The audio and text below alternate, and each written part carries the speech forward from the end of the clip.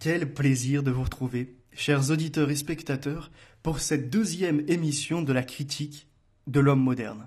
Si vous avez apprécié la première, vous pouvez déjà vous abonner si ce n'est pas fait, liker, commenter, partager pour propager l'information et créer des effets de friction avec les esprits qui seront en désaccord et qui viendront également commenter ou même qui réagiront par vidéo interposée ou par une réflexion posée chez eux, non public. Dans la première émission, je vous ai exposé Alixator, loup divergent. J'ai pris ces deux cas parce qu'ils ont été opportunistes pour se présenter sur Internet en donneurs de leçons face à des médias qui seraient des collabos, face encore à des désinformateurs, quand eux n'ont pas hésité une seule seconde à mélanger le vrai et le faux, sans jamais faire, voyez-vous, un erratum ou une excuse ou ce genre de choses. Ce qu'il faut voir, c'est que ces gens sont tombés dans un anticapitalisme primaire. Dénoncer le côté de l'argent qui domine tout quand ils les en demandent pour leur propre production. Mais allons plus loin, puisqu'en fait, ils sont tombés dans ce qu'on déclarait l'autre jour avec Marx et les autres Ricardo et ce qu'il en est des gens qui ont été à peu près dans le socialisme, de dire que l'homme a transformé son produit en marchandise et qu'il l'a fait notamment en basculant son temps de travail par une rémunération qui doit lui être attribuée. Si j'en viens à là, c'est pourquoi. C'est que loup divergent, comme Alixator, ont critiqué le capitalisme, quand pour l'un, il n'a rien fait depuis des années, mais quand même veut utiliser les services de la société.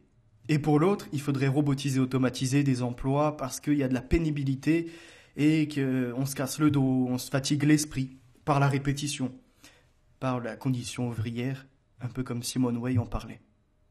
Maraîchage, remise en rayon, conditionnement, et d'autres métiers encore. Donc, si on regarde, quiconque a travaillé dans sa vie, sait que même dans le côté des bureaux, d'administratifs, où il y a la chaleur, où voyez-vous, vous avez des horaires convenables, il y a quand même de l'épuisement. La répétition également de la tâche. Il y a le côté de devoir répondre, de s'adapter aux dossiers qui sont présentés. Donc, chaque métier, en fait, a son niveau d'épuisement. Ça veut dire quoi? Qu'on doit tout robotiser pour laisser l'humain finalement à ne rien faire, mais à profiter de ce qu'une machine ferait. Et à la fin, on viendrait même à perdre la considération pour lui-même, parce qu'en soi, qu'est-ce qu'il apporte? Quelle est sa plus-value pour la société? Blablater, ça n'a pas franchement d'intérêt. C'est bien pour le côté du loisir. Maintenant, en tant que professionnel, à la rigueur, si tu creuses les choses et que tu deviens philosophe, pourquoi pas, mais au vu de ce qui est proposé par ces gens, vous faites le constat vous-même. Aujourd'hui, ce que je vous propose, c'est qu'on soit encore plus complet dans la première partie. Donc pour ça, on repart du constat de Marx, Ricardo, d'Engels, sur la façon dont on a transformé la production, arrivé à l'industrie et à l'effacement de l'homme, quand pour d'autres, ce qui est le cas dans Le prochain maître du monde, on émancipe par la technologie. Donc, qui dit vrai et qui vient à se tromper? On va essayer de comprendre ceci. Et on verra que Simone Weil, dans la condition ouvrière, promotionne l'automatisation et la robotisation, mais dans l'enracinement, vient dénoncer ceux qui travaillent à ça, c'est-à-dire à créer une nouvelle concurrence, en dehors des hommes et des femmes, de l'immigration et de chômeurs, de créer une nouvelle concurrence de la machinerie face à l'employé qui était, on va dire, qualifié dans son domaine, mais peu élevé dans la société par des diplômes ou par ce genre de choses.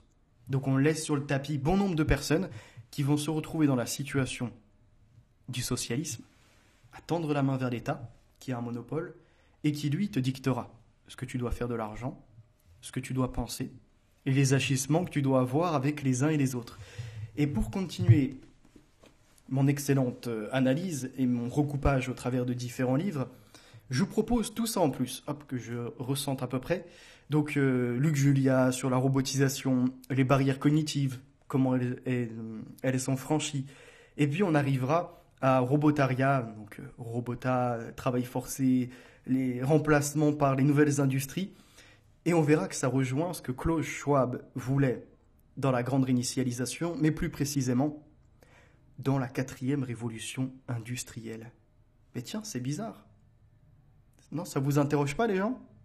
Vous qui me regardez, vous avez certainement déjà entendu Alixator ou Loup Divergent dénoncer le mondialisme, la mondialisation.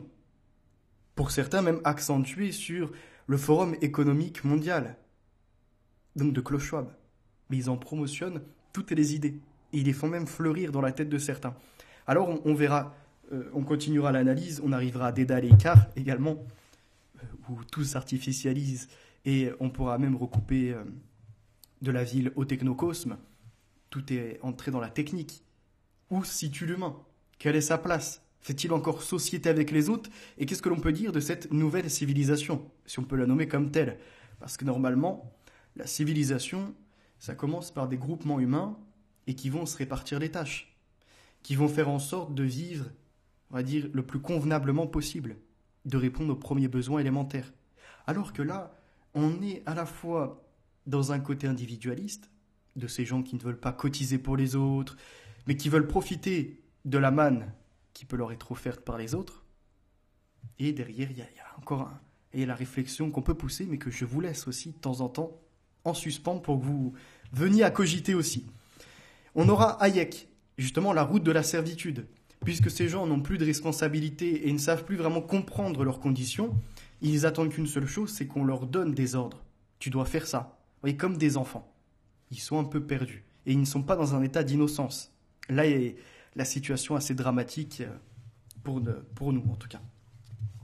Je vous propose un petit récapitulatif de la première émission pour pouvoir faire une transition vers chacun de ces ouvrages. Alors, dans la première, vous avez vu, j'ai utilisé Alixator et Loup Divergent par leurs propos que vous pourrez retrouver sur Internet. Je vous laisserai, si vous êtes curieux, d'aller voir leur position anticapitaliste. Parce que ce sont des boomers, enfin, des enfants de boomers, donc qui ont le même comportement arrogant, même s'ils se targuent d'être des gens dans l'humilité, dans l'écoute de l'autre, prêts à accueillir le moindre reproche. Mais bon, dès que ça vient de plus jeune, immédiatement, voyez-vous, ça rentre en état conflictuel. C'est donc des feignants qui ne savent plus ce qu'est la route du travail et qui veulent donner des leçons sur la société, sans comprendre quelles sont les structures de population. Parce qu'à les écouter, on abolit tout, on laisse une entière liberté à chacun et il n'y a plus de propriété privée. Si je veux aller chez toi, je m'installe dans ton canapé. Si je veux utiliser ton jardin pour ce qui est, par exemple, dans une maison, je peux y aller. Qu'est-ce qui fait que ça t'appartient? Puisque du coup, on n'a plus aucun salarié qui existe. C'est chacun s'installe là où il veut. Il crée sa cabane. Il n'y a plus de normes. Tu peux également te retrouver dans une villa, tu vois, tout dépend de ce que tu veux faire. Soit tu es quelqu'un, on va dire, pacifique, et donc tu vas te retrouver dans un bois, et tu vas commencer à te faire une cabane, mais derrière, tu verras que ta solitude ou ton petit groupe te mènera à la décadence par des maladies, par un manque d'hygiène, par bien d'autres choses encore. Parce que si tu veux retourner à l'état préhistorique, bah tu perds. Voyez-vous, toute la logistique, tout ce qu'on a emmené de bien en fait. C'est ces gens, comme je vous disais, qui profitent de l'électricité et de l'eau qui leur parvient dans leur logement, quand ils sont en tout cas logés à titre quasiment gratuit, puisque c'est l'État qui paye les APL et qui leur donne le RSA. Et pour les autres qui vivent dans un van, mais s'arrêtent à des campings ou encore chez d'autres humains qui ont eux aussi une propriété. Et donc qui bénéficient à nouveau de la structure de la civilisation, voyez-vous, de ce que les uns apportent aux autres, de ce qui se trouve dans les magasins. Et je ne vais pas refaire tout le listing de l'autre jour. Mais c'est pour vous dire que ces gens pensent qu'ils sont arrivés à un état de conscience suprême et qu'il y avait une société qui a déjà existé où l'homme était libre. Et qu'eux, ils sont en capacité de la recréer aujourd'hui avec la même proportion de population. Et là, s'ils te disent non, mais on peut réduire la population, c'est bizarre, parce que d'un coup, ils reviennent à ce que veut Schwab ou encore à ce que souhaite Bill Gates et d'autres, qui rejoignent, ni plus ni moins, que le principe de population de Malthus. Pourtant, à longueur de temps, vous les entendez parler des populations, voyez-vous, d'hécatombes qui n'existent pas, mais qui sont capables de vous dire. Alixator, on l'avait imagé récemment, là, on l'a vu sur un direct, qui a parlé du Congo, comme quoi il y avait eu autant de morts que pendant la Seconde Guerre mondiale. Comparer 20 000 cas et quelques milliers de décès à des millions de morts, c'est pas très sérieux. Pour Loup Divergent, ça a été à de multiples reprises annoncé l'hécatombe par les gens vaccinés. On attend toujours de voir les individus tomber dans la rue, quoi. Il y a eu en effet des morts, des effets secondaires très graves qu'il faut dénoncer, mais là était la proportionnalité du propos. Il faut pas être, on va dire, trop froid ni trop chaud, il faut tempérer entre guillemets. C'est-à-dire qu'il ne faut pas raconter n'importe quoi, il ne faut pas non plus diminuer les faits qui pourraient arriver par la suite. Mais ils ont mis les gens dans un état de peur. Et rappelez-vous, je marque rapidement une petite pause, à l'époque je parlais de Claire Sévrac. Et j'avais trouvé sur plein de sites des choses qu'elle disait mais qui n'étaient pas vérifiables. Pourtant, elle était prise au sérieux par Alix Sator, encore une fois, qui disait que c'était son ami, qu'il la connaissait, qu'ils avaient des documents déclassifiés de la CIA, enfin, ce genre de choses, quoi. Donc on attend toujours les preuves. Et pour Loup Divergent, ça a été pareil, dire que Sévrac ou encore Serge Monast ont été assassinés et sont morts. Moi, à l'époque, j'ai tenté de les remettre dans le droit chemin. J'ai dit, attention à ce que tu es en train de lire, va vérifier derrière. Et malheureusement, ces gens sont dans l'incapacité de recouper les informations qu'ils ont, mais ils se disent professionnels. Donc leur anticapitalisme, il en est de même. Ils veulent critiquer une société qu'ils n'ont pas compris. Ils ne l'ont pas compris, cette société, mais ils voudraient te dire comment la refonder. Et solidifier les liens familiaux quand pour certains, ils sont carrément arrachés de ceux-ci. Peut-être par des folies, justement, d'invention de personnages qui prennent le pas sur d'autres, ou sur la réalité. Et là, on voit que ces deux cas, c'est quand même deux micro-entrepreneurs. Alix Sator, c'est un patron en carton, qui n'est pas propriétaire d'un restaurant et ayant 9 employés comme il l'affirmait à une époque. Par contre, c'est bien un micro-entrepreneur qui crée, génère des micro-revenus. Comment ? Par des spots publicitaires sur YouTube qui sont permis comment ? Vous en doutez, par des entreprises du privé qui ont tout un tas de salariés et qui derrière ont une enveloppe pour la publicité, donc pour les spots qui apparaissent sur leur chaîne, pour ceux en tout cas qui sont monétisés comme tels, et qui vont faire que dans la société, les produits, au lieu de les payer 1 €, on les paye 1,10 €, parce qu'il y a ces 10 centimes qui vont dans le forfait publicité. D'ailleurs, ça c'est une des démarches auxquelles je m'attelais après par la suite, parce que je suis en train de recouper tous les programmes politiques pour en faire un seul et montrer les idées qui sont bonnes à gauche, à droite, du socialisme comme des nationalistes. Bref, faire un mélange de ça et émettre également des propositions, solutions. Et revenons maintenant à ces cas. Donc des micro-entrepreneurs pour des micro-revenus qui dénoncent une société, de manipulation, par exemple, par la pub, alors qu'ils utilisent la pub pour se faire financer. Puis, la grande majorité de ce qu'ils perçoivent provient à nouveau d'une sorte d'ingénierie sociale, orchestrée cette fois-ci contre leurs auditeurs et spectateurs, où ils vont leur faire la poche, en jouant de l'émotionnel. On pourrait même y joindre Ragnarok, mais on va le laisser tranquille. Il veut faire son humour, pourquoi pas. Mais on sait très bien comment il fonctionne. À nouveau par des liens, du sentimentalisme, pour faire en sorte de se faire financer une voiture. Pour d'autres, ça va être un transport pour aller à un décès, dont ils ne vont même pas aller, mais dont ils ont scénarisé l'atrocité pour pouvoir faire pleurer dans les chaumières les uns et les autres. Alors oui, je pouvais parler de Chaumont, peut-être, en effet. Mais il y en a d'autres. Je ne vais pas pouvoir manger. Et je vais en venir à dévorer carrément un pigeon.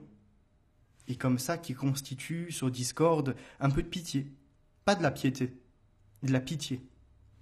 Et à partir de là, ils ont compris tout ce qu'est le programme neurolinguistique, à quel moment mettre un peu d'actu, mettre une pause et inscrire comme ça, voyez-vous, insérer leur appel au don.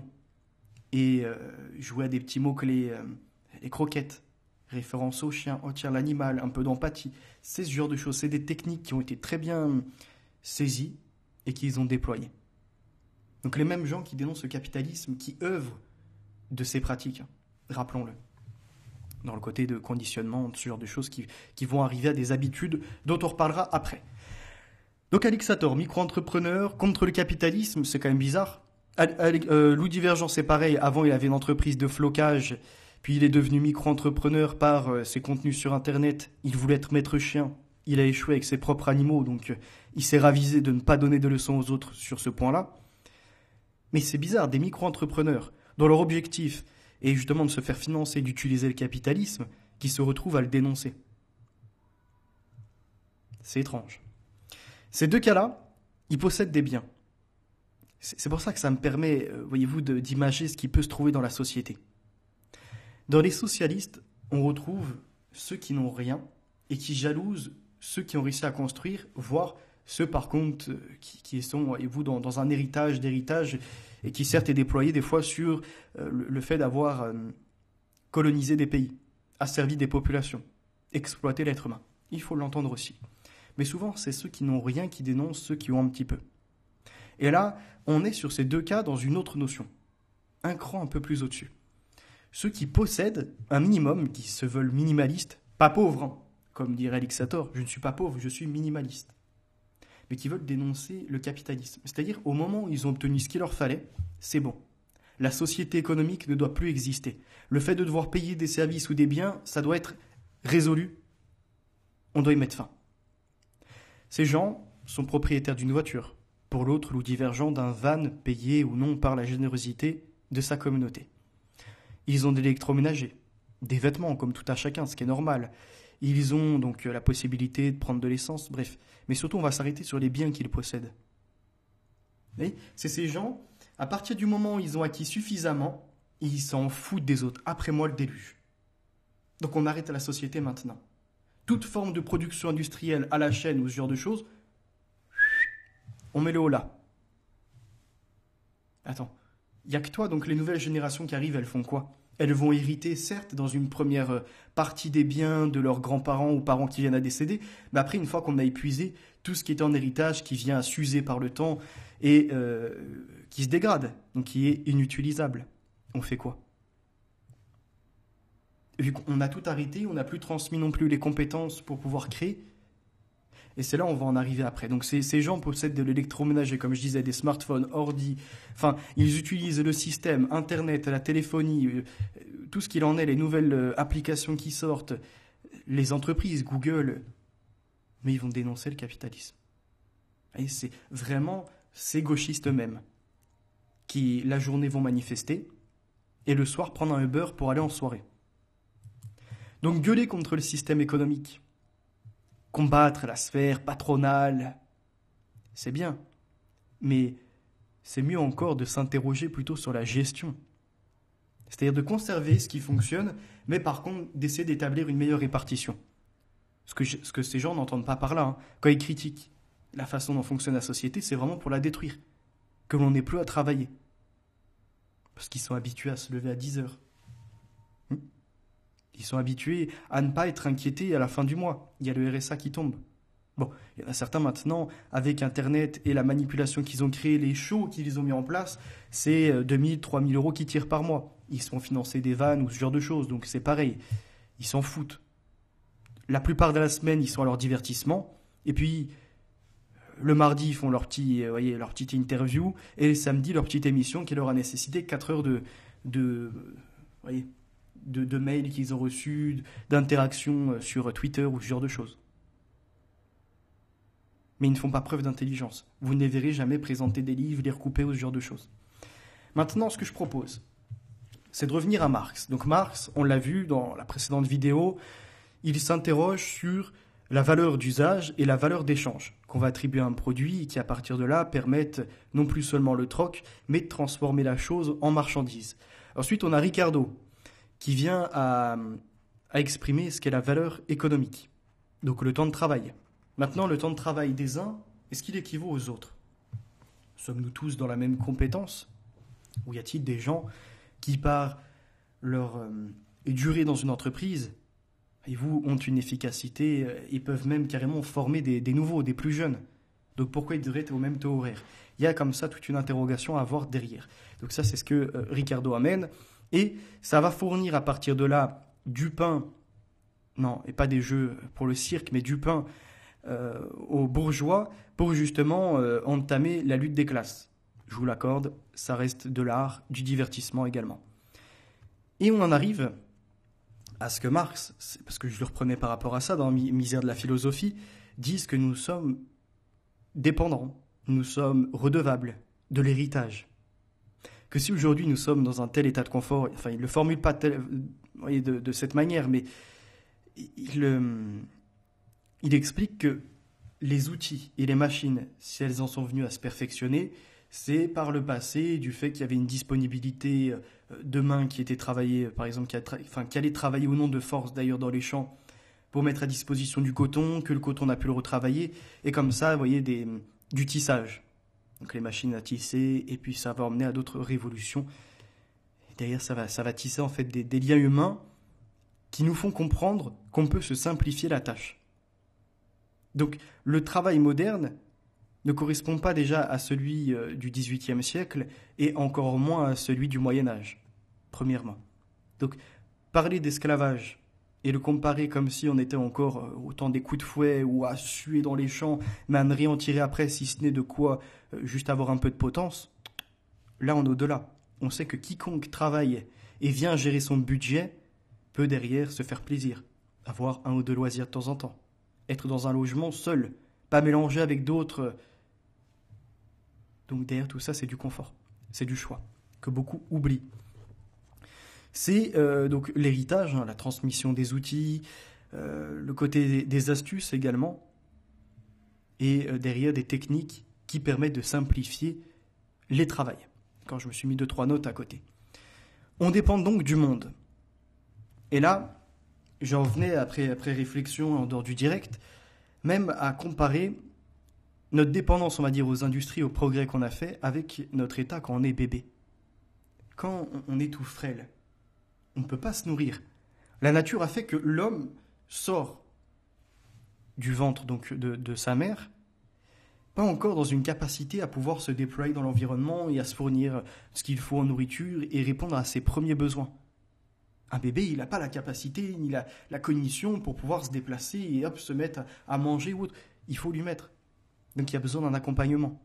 Il y a besoin de cet élément de solidarité. La dépendance à l'autre. Et c'est là, en fait, où on comprend comment fonctionne la population. Et on s'interroge sur la genèse de tout ça. Donc, Adam, enfin, le premier être humain n'a pas pu être un bébé. Le premier être humain a dû être directement constitué dans une capacité de manger. Et c'est là où ceux qui sont dans le darwinisme et dans, voyez-vous, le côté du conflit avec l'homme est en fait issu d'Adam et puis de Ève, ils n'en viennent pas à comprendre toute cette conception-là. Là, c'est un peu le dilemme de l'œuf et de la poule. On revient à ça. Et ce que l'on voit donc, c'est que quand on est jeune, on dépend des autres et surtout on a besoin d'apprendre. Si on se persuade, si on est dans un mauvais environnement, c'est fini pour nous. Soit on va en crever, soit on sera dans un état de sous-nutrition, soit encore on sera dans une incapacité de penser parce qu'on n'aura pas le langage, ce genre de choses. Fut des époques, l'alphabétisation n'était pas répandue. Les gens pouvaient s'exprimer peut-être par des gestes ou par des mots, on va dire, pour se comprendre dans leur dialecte, mais ça restait restreint à certaines zones. Ils n'étaient pas ouverts, on va dire, au monde. Donc pour pouvoir échanger, améliorer la philosophie, ce genre de choses, il a fallu patienter qu'il y ait des cycles d'évolution qui en viennent peut-être à regagner le langage universel avant la tour de Babel et que ça vienne à nouveau à se diviser en plusieurs communautés. Donc, jeune, on est innocent, inconscient. On a besoin d'être formé par notre environnement, par les proches.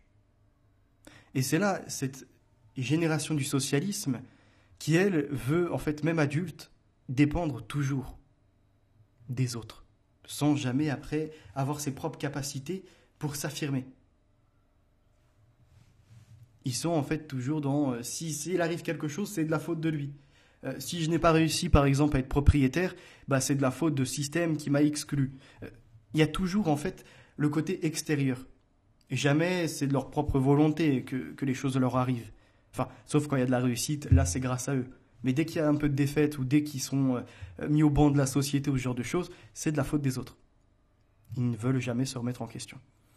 Et donc là, c'est, comme je le mettais, les instincts vers l'accomplissement. Donc, le côté de...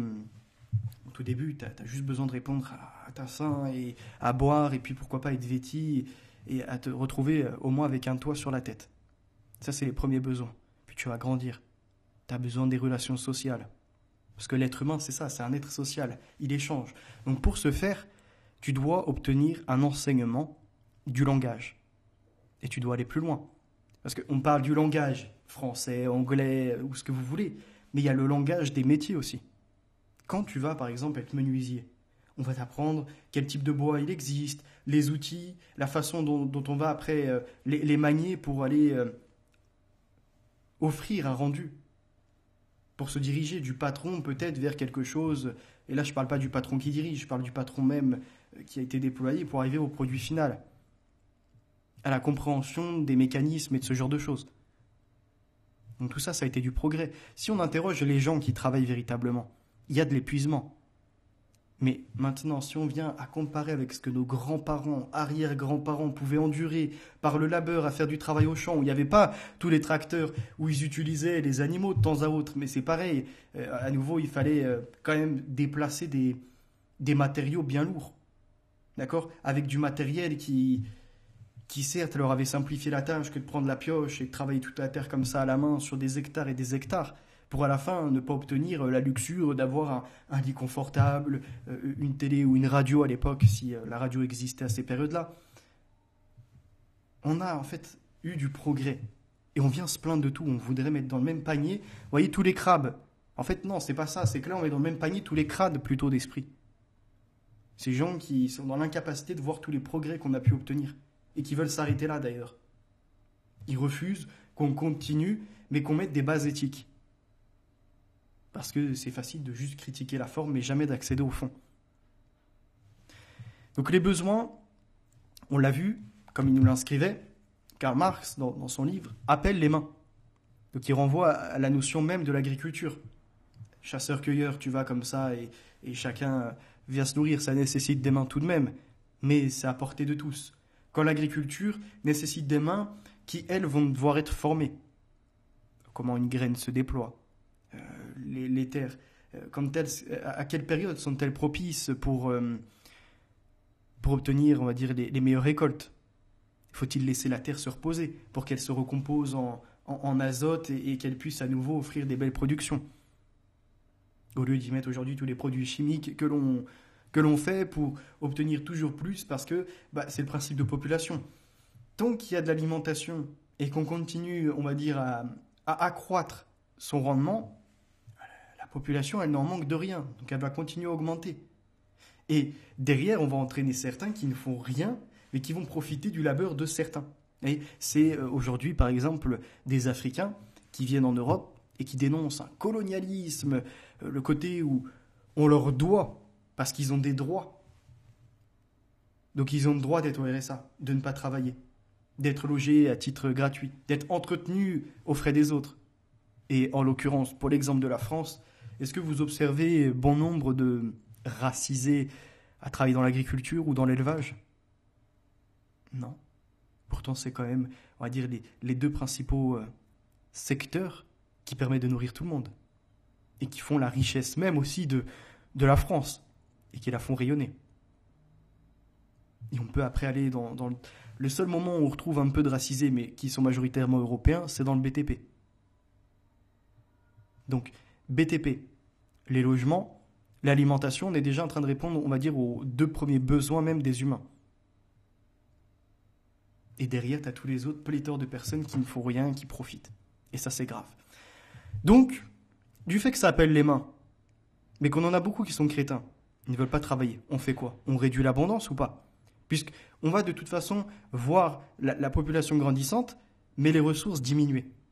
Même en inquiéter certains en disant que maintenant, comme on ne laisse plus la terre se reposer et qu'on lui met toujours plus de pesticides, d'herbicides, de fongicides, on est en train de détruire la biodiversité. Au niveau de l'azote, on est obligé d'y mettre carrément des choses artificielles parce que ça ne se refait plus. Là, dans l'état actuel, il y a certaines terres, c'est pas 1 an qu'il faudrait les laisser en jachère. C'est 10 ans, 12 ans. Il y a un livre d'ailleurs sur ça que j'ai lu, que je vous présenterai prochainement. Donc on va droit vers une catastrophe, vers des famines qui vont être répandues, et plus seulement accès au Soudan ou dans d'autres pays encore, on va dire, qui sont nommés sous-développés. Nous-mêmes, on va le subir. Et pour anticiper ça, certains font justement en sorte qu'on réduise l'abondance. Parce que les pêches intensives, le gaspillage alimentaire, les surproductions des terres agricoles, tout ça, ça y est, ça va mettre fin à la société. Et ce qui arrive après, c'est la dépendance du socialisme, qui va te dire justement le quota carbone, le pass écologique, et puis d'autres comportements encore que tu dois adopter. Et tu n'auras pas le choix. Parce que, encore une fois, on a eu trop d'êtres humains qui sont justement restés à rien faire. Alors que quand tu es dans un labeur, tu n'as pas le temps d'avoir 10, 12 enfants, comme certains immigrés font en France. Ou allez, j'exagère un peu, ils sont à 8 enfants, vous voyez, ils t'en pondent un chaque année. Et on ne parle même pas ceux qui sont dans le polyamour, entre guillemets. On va essayer d'adoucir la chose. En soi, c'est de la polygamie, mais rien de plus. Où ils ont plein de gamins, ils ont 2, 3 femmes, parce que ça leur est permis par leur culture ou leur religion, qui derrière ont chacune 2, 3 gamins encore. C'est un fiasco. Et on les voit dans certains quartiers à zoner, à ne rien faire. Dans certaines campagnes, à rester chez eux, assis sur un canapé et à érupter comme ça, à tout va de colère sur Internet. Tous ces gens qui ne se réalisent pas, mais qui ils font des enfants et leur transmettent le mauvais schéma, vers où on se dirige? C'est la question. Donc que fait-on? On réduit l'abondance, on réduit Internet, on réduit le côté de l'accès à l'alimentation, et encore d'autres secteurs qui peuvent exister. Et c'est là où on en est arrivé à Simone Weil. Donc pour celui-ci, on a fait le tour à peu près aujourd'hui. À Simone Weil, dont on va revenir après sur la condition ouvrière, puisque derrière, elle nous met en image la cadence, la répétition, le côté effroyable de penser que, en fait, à première vue, c'était des outils sympathiques dans ces industries, donc du point de vue extérieur, même pourquoi pas en visitant rapidement les locaux. Mais par contre, que quand tu retrouves dedans les gens qui sont vraiment les agents, hop, hop, hop, lui il est là juste pour regarder la finition, pour arrêter la machine s'il y a un problème, et puis pour toujours faire le même mouvement, le même geste, et ben là on est arrivé une fois employé à comprendre la difficulté du métier. Mais néanmoins, il y a eu des progrès après technique. On est dans une période où peut-être le 35 heures n'existe pas. Et surtout, où à la fin, ton salaire, c'est quelques francs et quelques sous. Qui te permettent, certes, d'avoir accès à la baguette ou autre, mais de ne jamais partir en vacances. D'acheter un vêtement une fois par an, et encore, on est généreux. De pouvoir remplir ton assiette avec du poulet ou, mieux, du bœuf. Peut-être un repas sur 2 ou un repas sur 4. Ça n'a plus rien à voir aujourd'hui. Même ceux qui ne font rien sont capables d'avoir dans leur assiette de la viande tous les jours quasiment. Donc comment on peut comparer la condition de Simone Weil, comme je le disais, avec ce qui se passe là dans notre société du XXIe siècle? Quand elle vous déclare que pour aller au travail, c'est la faim au ventre, et que quelque part c'est pour quelques grains, juste histoire de couper, voyez-vous, cette envie, et le lendemain de déployer encore un peu d'énergie pour refaire les mêmes tâches répétitives. C'est notre époque. Ce n'est plus la nôtre. Ensuite, elle parle de consommer, mais qui nécessite d'abord de produire. Comme je disais, c'est une belle leçon pour certains sur Internet. Qu'est-ce que vous produisez si ce n'est du vent? Ça n'a aucun impact dans la société, aucun intérêt. Ça enrichit personne. Elle dit après, elle dénonce en tout cas l'utilisation des étrangers. Donc en concurrence avec les autochtones pour faire tirer les prix à la baisse et entraîner également un salaire vers les abysses. Ni plus ni moins. Mais derrière, dans ce livre, elle parle du machinisme. Regardez ces tâches répétitives que, en fait, une machine pourrait exercer. Pourquoi ne développons-nous pas, donc pourquoi on ne développe pas, pourquoi ne développons-nous pas cette technologie? Et là, on va justement en arriver à cette question de choix. D'accord? La question de choix de travailler ou de ne pas travailler. Aujourd'hui, ça y est, ça ne se pose même plus. Il y en a certains, 1200 € par mois, 1400 €? Jamais, au grand jamais. Parce que derrière, on leur permet. Et je disais l'autre fois, gérer son budget, c'est également du choix. Je parlais de ceux qui font des enfants, mais qui après ne veulent plus vraiment les assumer ou encore vont se mettre dans un état colérique face à la société parce que ça leur coûte trop cher de mettre les mômes à la cantine, de leur payer des loisirs, de les vêtir comme il faut, et puis pourquoi pas de répondre à ce système. Vous voyez, ceux qui se veulent conscients, mais qui vont quand même se laisser emporter dans les mouvements de masse. Ils vont se dire minimalistes, mais il faut accéder à des parcs d'animation. Pourquoi pas se rendre à Futuroscope ou au Puy du Fou ou à ce genre de choses. Mais tout ça, c'est pas des obligations. Il y a des époques, ça n'existait même pas. Et aujourd'hui, vous y avez accès. De temps à autre, certes, c'est limité. D'aller au zoo, par exemple, même si ça devient cher. De vous rendre au cinéma. Mais tout ça, c'est du loisir. Il y a des époques, ça n'existait même pas. Donc on ne peut pas vous entendre, en fait, sur votre critique. Vous voyez, il y en a certains, ouais, c'est dur de finir les fins de mois parce que mon gamin, je veux qu'il soit habillé en Nike quand même. Quand j'avais son âge, j'aurais aimé, combien j'aurais été satisfait devant les copains d'avoir ça, ou même pour moi parce que ça me plaisait. Ah oui, mais c'est votre choix de dépenser 50, 60 balles dans une paire de shoes pour des gamins aujourd'hui. C'est à nouveau vous qui avez sélectionné le côté de privilégier de partir une fois de temps en temps en vacances. Au lieu de mettre ça de côté, peut-être pour, je sais pas, devenir propriétaire un jour. C'est pareil, ceux qui ont des crédits, des dettes, qui disent « Ouais, mais non, c'est pas comme ça que ça arrivait, je l'ai subi. Il y a eu des imprévus, des réparations sur la voiture. » Mais tout ça, c'est pareil, c'est pour ton confort, mais que tu ne vois même pas. T'as voulu une voiture au lieu de prendre un vélo ou un scooter ou ce genre de choses. Parce que c'est plus confortable, ça permet de déplacer la famille, ça permet d'aller faire les courses. Tu peux encore de temps à autre te rendre au magasin. Donc comme je disais, faire les courses, voyez, c'est plus simple. Mais c'est parce que tu veux du confort. Et d'ailleurs, toutes ces révolutions, entre guillemets, sont permises par l'industrie, justement. Le côté de Ford. De rendre l'automobile assez accessible, vous voyez, comme ça... les salariés aussi ont un intérêt à être dans la production de ce produit. Alors après, la question de choix, elle intervient quand tu observes ta condition, que tu es dans une capacité de comparaison, dans un état de conscience, d'interaction avec l'environnement.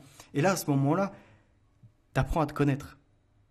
Tu apprends à étudier véritablement ce que tu veux. C'est pas juste se déclarer minimaliste comme tel. D'accord ? Et là, pour l'exemple... Alix, qui a été dépassé par sa création Alixator. Il a voulu créer un personnage, faire du théâtre quelque part. Sauf qu'aujourd'hui, il s'est fait dépasser par celui-ci. Donc, il est dans une incapacité de se mettre à l'œuvre. Travailler pour lui, non, c'est trop. Il se laisse entraîner par les plaintes. Si facile. Donc, ce que je vous propose, hop, donc là, je me mets mes petites notes, voyez-vous, des passages. Dans Engels, socialisme utopique et socialisme scientifique. Là, on avait fait la page 24, le soulèvement avec les paysans 3 fois, avec les bourgeois qui sont suivis par ces derniers, mais qui se font dépasser et qui vont payer à nouveau le tribut, la dette. On a après à la page 25, on avait vu l'aristocratie qui en profite, les bourgeois également qui sont organisés pour le côté foncier, déposséder certains, mais se faire plaisir. Attendez, hop, je fais juste une correction de ça. Parce que j'avais laissé en fait activer le micro du bureau. Et de temps à autre, il suffit qu'il y ait un pop-up ou ce genre de choses, ça va faire du bruit. Attendez, je bois une petite gorgée. Pour le gosier, ça fait toujours du bien et ça permet de retrouver une voix qui porte. Nous étions après passés à l'exportation des céréales par les Allemands jusqu'à leur réseautage à l'international pour après se lancer dans diverses industries. Et on s'est arrêté là, puisque je commençais à fatiguer, et surtout parce que ça commençait à faire 2 heures de direct. Donc là, page 41. Page 41. L'ensemble d'idées que représente le socialisme moderne n'est que le reflet dans l'intelligence d'une part de la lutte de classe qui règne dans la société moderne entre les possédants et les dépossédés, entre les bourgeois et les salariés. D'autre part, de l'anarchie qui règne dans la production. Mais, sous sa forme théorique, il apparaît d'abord comme une continuation plus développée et plus conséquente des principes formulés par les grands philosophes français du XVIIIe siècle. Comme toute théorie nouvelle, il devait se relier à l'ordre d'idées de ses prédécesseurs immédiats, si profondément que ses racines plongent dans le terrain des faits économiques. Les grands hommes qui, en France, éclairèrent les esprits pour la révolution qui approchait, furent eux-mêmes de grands révolutionnaires. Ils ne reconnaissaient aucune autorité extérieure, de quelque genre qu'elle fût, religion, sciences naturelles, société, gouvernement. Tout fut soumis à la critique la plus impitoyable. Tout du moins, comparaître devant le tribunal de la raison, justifier son existence ou cesser d'exister. Et là, on va en venir après. Je vous ai préparé à le être ou ne pas être.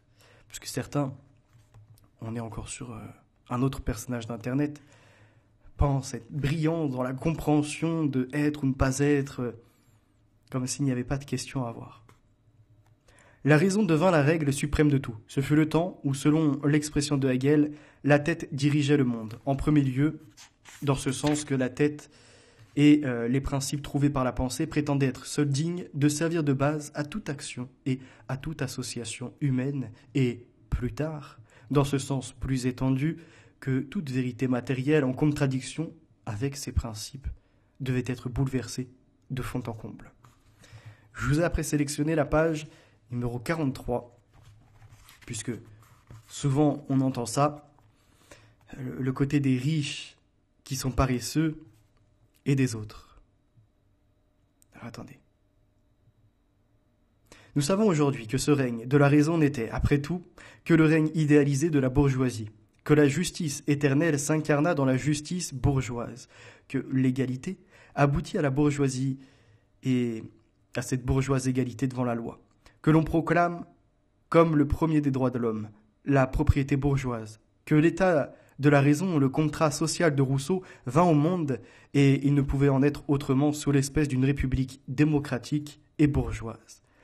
Donc les grands penseurs du XVIIIe siècle, pas plus que leurs devanciers, ne pouvaient franchir les limites imposées par leur époque. Et c'est là où, plus bas, on voit, alors attendez.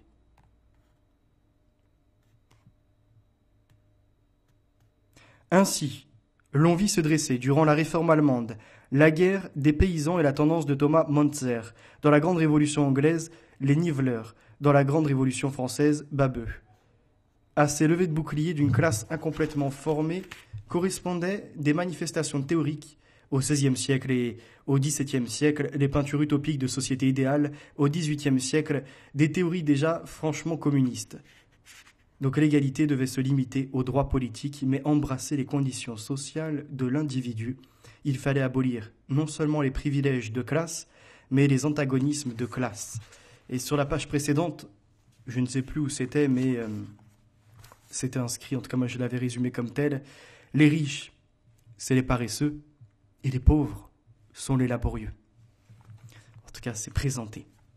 Là, à la page 45, on a observé le contrôle, le côté de Rousseau et de son contrat social. Eh bien, on nous dit « La Révolution française donna une réalité à cette société raisonnable et à cet État raisonnable. Mais si les nouvelles institutions étaient rationnelles comparées à celles du passé, elles étaient bien éloignées d'être absolument raisonnables. L'État raisonnable avait fait naufrage. Le contrat social de Rousseau avait trouvé sa réalité dans le règne de la terreur.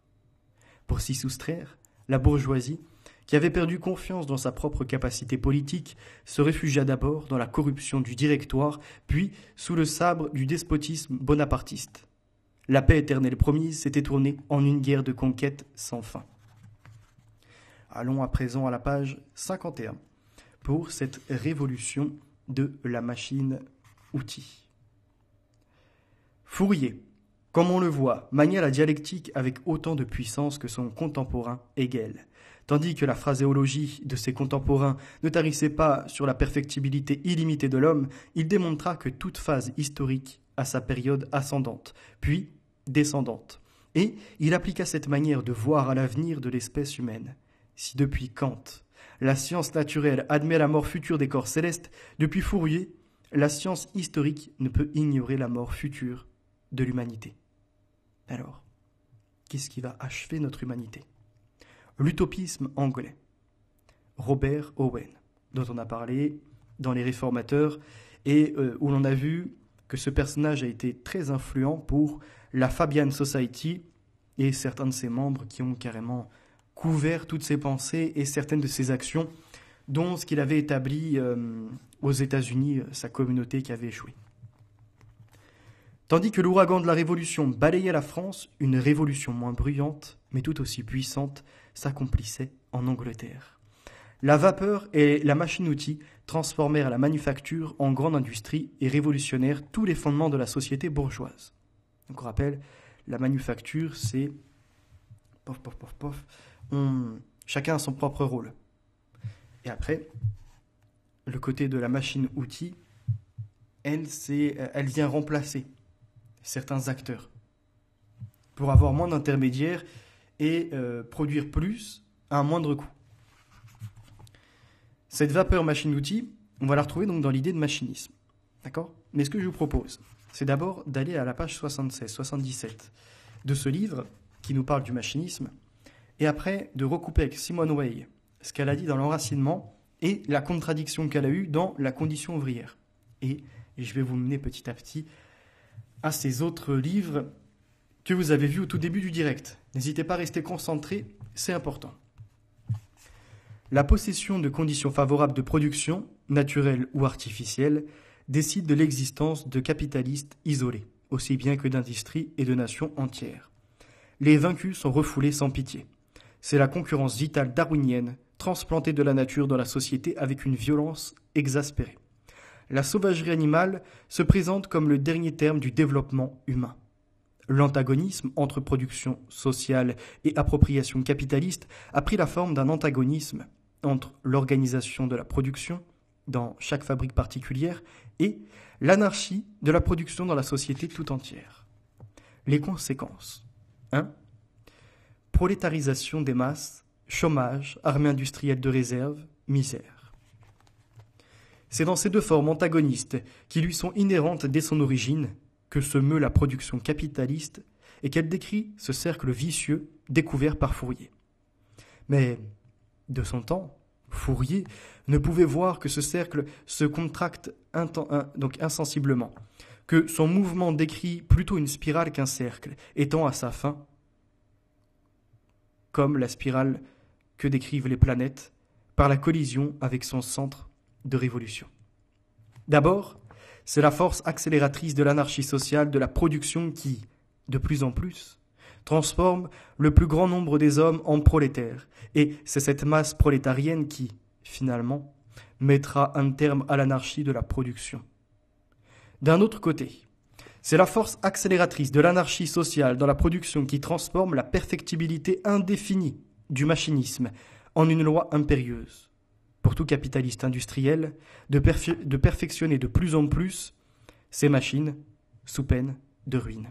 Puisque les machines simplifiant la tâche, permettant plus de production, vont mettre sur le marché des produits moins chers et, voyez-vous, faire s'effondrer les autres. Ils ne pourront plus être en concurrence. Il y aura d'un côté des produits à très bas coût de la même qualité, voire peut-être même des fois mieux finis par des machines qui peuvent être dans le détail, quand l'humain peut avoir ses défauts, son manque d'attention, la fatigue également, et mettre une faute sur une pièce. Alors, ça pousse. La concurrence à la fois permet aux hommes de demander d'avoir plus de revendications, mais en même temps va amener au machinisme, où certains justement vont par tâtonnement développer ces techniques, ces mécanismes, et qui entraîneront des programmes drastiques de séparation de certains hommes. Mais perfectionnement du machinisme veut dire élimination du travail humain. Écoutez bien, je vais le répéter, ça c'est pour Lou Divergent qui nous dit que ça va libérer l'homme, que c'est bon, on était dans un état d'esclavagisme. Écoute bien, toi qui te prétendais fort dans la sociologie, avoir étudié la société et tous ces courants philosophiques, tu te vautres encore une fois. Et je t'ai repris je ne sais combien de foi sur toutes tes assertions, tes mensonges, tes tromperies et tes erreurs. Je cite. « Mais perfectionnement du machinisme veut dire élimination du travail humain. Si introduction et multiplication des machines signifiait remplacement de milliers d'ouvriers manuels par quelques milliers d'ouvriers servant des machines, perfectionnement du machinisme signifie élimination constante de ces servants de machines et en dernier lieu, création d'un nombre d'ouvriers en disponibilité excédant les besoins moyens du capital, création de toute une armée industrielle de réserve selon la dénomination que j'ai employée dès 1845. Disponible pour les périodes où l'industrie travaille à haute pression, rejetée sur le pavé quand la crise fatale arrive, c'est en tout cas un boulet au pied de la classe ouvrière dans sa lutte pour l'existence contre le capital, un régulateur pour maintenir le salaire au bas niveau qui seul satisfait le capitaliste. » Je marque une pause. Donc, robotiser, automatiser les métiers, est-ce que tu vas libérer les hommes ? La réponse est non. Tu vas au contraire leur créer d'autres concurrents et, on va le voir après, ceux malheureusement qui ont peu d'études, qui ont du mal avec la cognition pour apprendre et être formés dans de nouveaux métiers, seront mis au banc de la société. Ce qui veut dire qu'ils seront obligés d'être là, à tendre la main vers qui ? L'État tout-puissant, socialiste, qui leur distribuera ce qu'ils souhaitent par un revenu universel. Mais c'est étrange parce que même là, le revenu universel, j'en suis sûr que tu es pour. Genre, tu veux le dénoncer sur la forme parce que c'est Chouab, Attali qui en parle et d'autres encore, mais tu es pour. Et Alix Sator, c'est pareil. Vous êtes en fin de compte des pièces dans cet engrenage, dans cette destruction de la société. Et vous pensez être révolutionnaire, vous, patriote, résistant ou je ne sais quoi encore, les titres que vous voulez donner, pour certains même honorifiques. D'un côté, ils dénoncent les horreurs de la guerre, mais de l'autre, ils te disent qu'ils ont, à 17 ans ou 18 ans, été en Yougoslavie.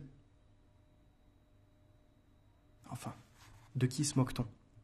D'ailleurs, attends, c'est 44 ans en 2020, donc je crois que même il n'aurait même pas eu l'âge d'avoir fait la guerre en Yougoslavie. Vous voyez, il faudrait se repencher sur les périodes, je crois que c'était dans les années 90. Bosnie et Herzégovine. Faudrait voir.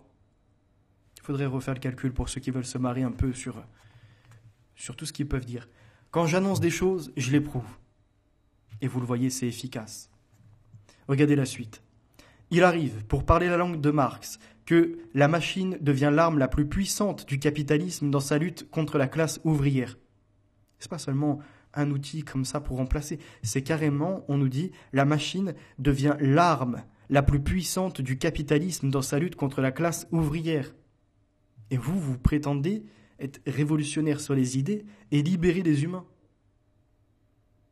Enfin, déjà quand j'avais eu l'échange avec Loup Divergent sur ça, même si, comme je disais, on s'était perdu sur la forme plus que sur le fond, parce que moi je voulais dénoncer les manipulations, ce genre de choses, je ne suis pas de la police de la bien-pensance, de la morale. Je vous l'ai toujours dit, chacun doit penser comme il veut.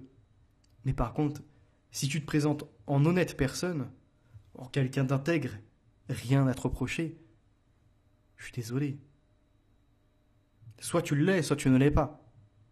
Et auquel cas, pour Loup Divergent, j'avais exposé tous ces mensonges sur sa fausse indépendance, sa sortie du système comme il l'annonçait, sa critique du capitalisme, mais pas trop, puisqu'il va dans les magasins et puisqu'il se fait entretenir, voyez, et puis il est content d'avoir de l'essence dans sa loulou mobile. Hein, alors qu'en fait, pour moi, il est comme Samy et Scooby-Doo, quoi. Voyez, c'est des gens qui ont pris un petit van et qui veulent être aventuriers et parler avec des fantômes. Ils sont dans cette perdition-là. Et ils sont aussi, en plus, peureux, fragiles que Scooby-Doo et Samy. Quand je dis « il », je ne parle pas d'Alix Sator qui serait le chien et de, comment dirais-je, Loup Divergent, ou inversement, oui. Non. Là, je parle bien de Loup Divergent avec son animal. Des peureux. Et dans cet échange, parce que des fois je me perds un petit peu dans le « à la dominem », on en arrivait au point où je lui dis « Attends, tu peux pas être contre le capitalisme, en faire la promotion ». Et là, il est venu à développer « Non, mais toi, tu n'as jamais travaillé autant que moi.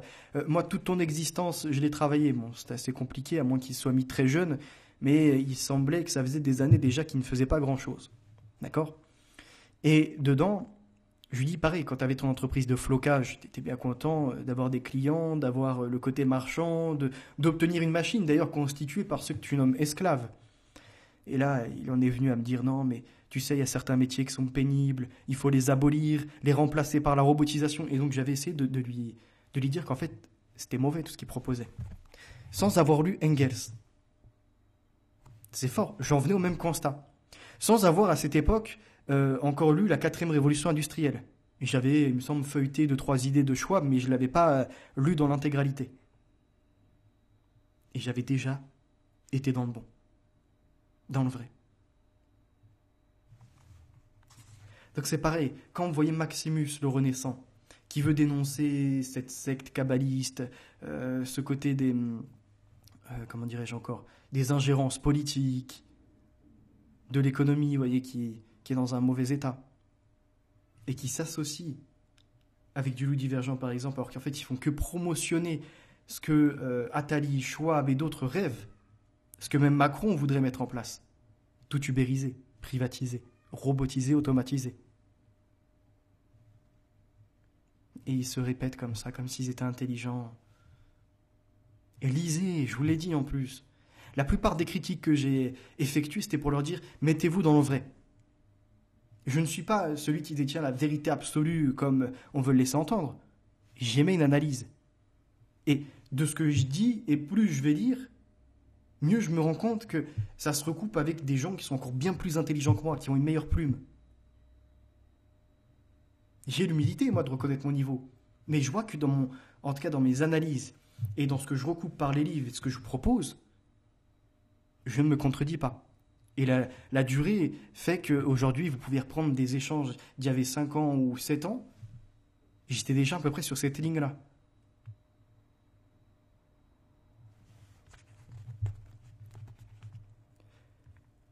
La machine devient l'arme la plus puissante du capitalisme dans sa lutte contre la classe ouvrière, que le moyen de travail arrache à l'ouvrier ses moyens d'existence, que le propre produit de l'ouvrier devient l'instrument de son asservissement. Il arrive que, je cite, « L'économie des frais de production se caractérise par la dilapidation la plus effrénée de la force de travail et la lésinerie la plus éhontée sur les conditions de son perfectionnement. Que la machine, ce plus puissant moyen d'abréger le travail, devient le plus sûr moyen de transformer la vie entière du travailleur et de sa famille en temps de travail disponible pour la mise en valeur du capital. Il arrive que le surtravail des uns engendre le chômage des autres et que la grande industrie qui parcourt le globe en quête de nouveaux consommateurs accule chez elle donc les masses un minimum de famine et détruit de ses propres mains son marché intérieur. » Parce que j'étais en train de cogiter sur certains qui travaillent plus que d'autres. Je pense à mon cousin, qui est routier, où il fait des 60 heures, 65 heures semaine. Hein. Derrière, il va faire des bonnes payes. Mais selon le modèle de ceux qui critiquent le capitalisme, il devrait avoir la même répartition de richesse que ces grands travailleurs. Et il y a un problème, et je le reconnais, dans la possibilité de certains de ne rien faire, et des autres de trop faire. C'est-à-dire qu'ils veulent accumuler un capital pour, je ne sais pas, obtenir une meilleure voiture, faire 1 ou 2 voyages dans l'année. C'est un problème. Je pense qu'il devrait y avoir une limite, voyez-vous, un nombre d'heures en tout cas qu'on viendrait à limiter. Comme ça, tout le monde sera en fait en activité dans la société. Il y aurait plus de temps pour s'occuper de soi, de sa famille, éviter de faire garder les mômes en crèche. Vous voyez, au lieu d'être sur une base, par exemple, de 35-40 heures, peut-être partir sur une base de 25-30 heures. Ce qui permettrait aux pères comme à la mère d'être avec leurs enfants, d'éviter de les faire garder, de créer en fait une autre économie. Et ça, on en reparlera plus tard. Donc on était sur le machinisme. Hop, que je remette ça là-dedans. Et on va arriver... Donc on reviendra après sur ce livre, d'ailleurs il faut que je le garde ici. À l'enracinement de Simone Weil. Donc je suis à peu près à la page 160, enfin à peu près. Et je ne l'ai pas fini, hein. Je crois qu'il fait 330 pages à peu près, un peu plus. Dedans, ce que j'ai vu, c'est la page 89. Premièrement, pour qu'on soit tous d'accord sur un point, elle nous inscrit les choses ont pu parfois se passer un peu mieux. Mais globalement, c'est bien là le principe de la vulgarisation telle qu'on la comprend à notre époque. Le mot est aussi affreux que la chose. Quand on aura quelque chose d'à peu près satisfaisant à désigner, il faudra trouver un autre mot. Certes, la vérité est une, mais l'erreur est multiple. Et dans toute culture, sauf le cas de perfection, qui pour l'homme n'est qu'un cas limite, il y a mélange de vérité et d'erreur. Si notre culture était proche de la perfection, elle serait située au-dessus des classes sociales. Mais comme elle est médiocre, elle est, dans une large mesure, une culture d'intellectuels bourgeois, et plus particulièrement, depuis quelque temps, une culture d'intellectuels fonctionnaires.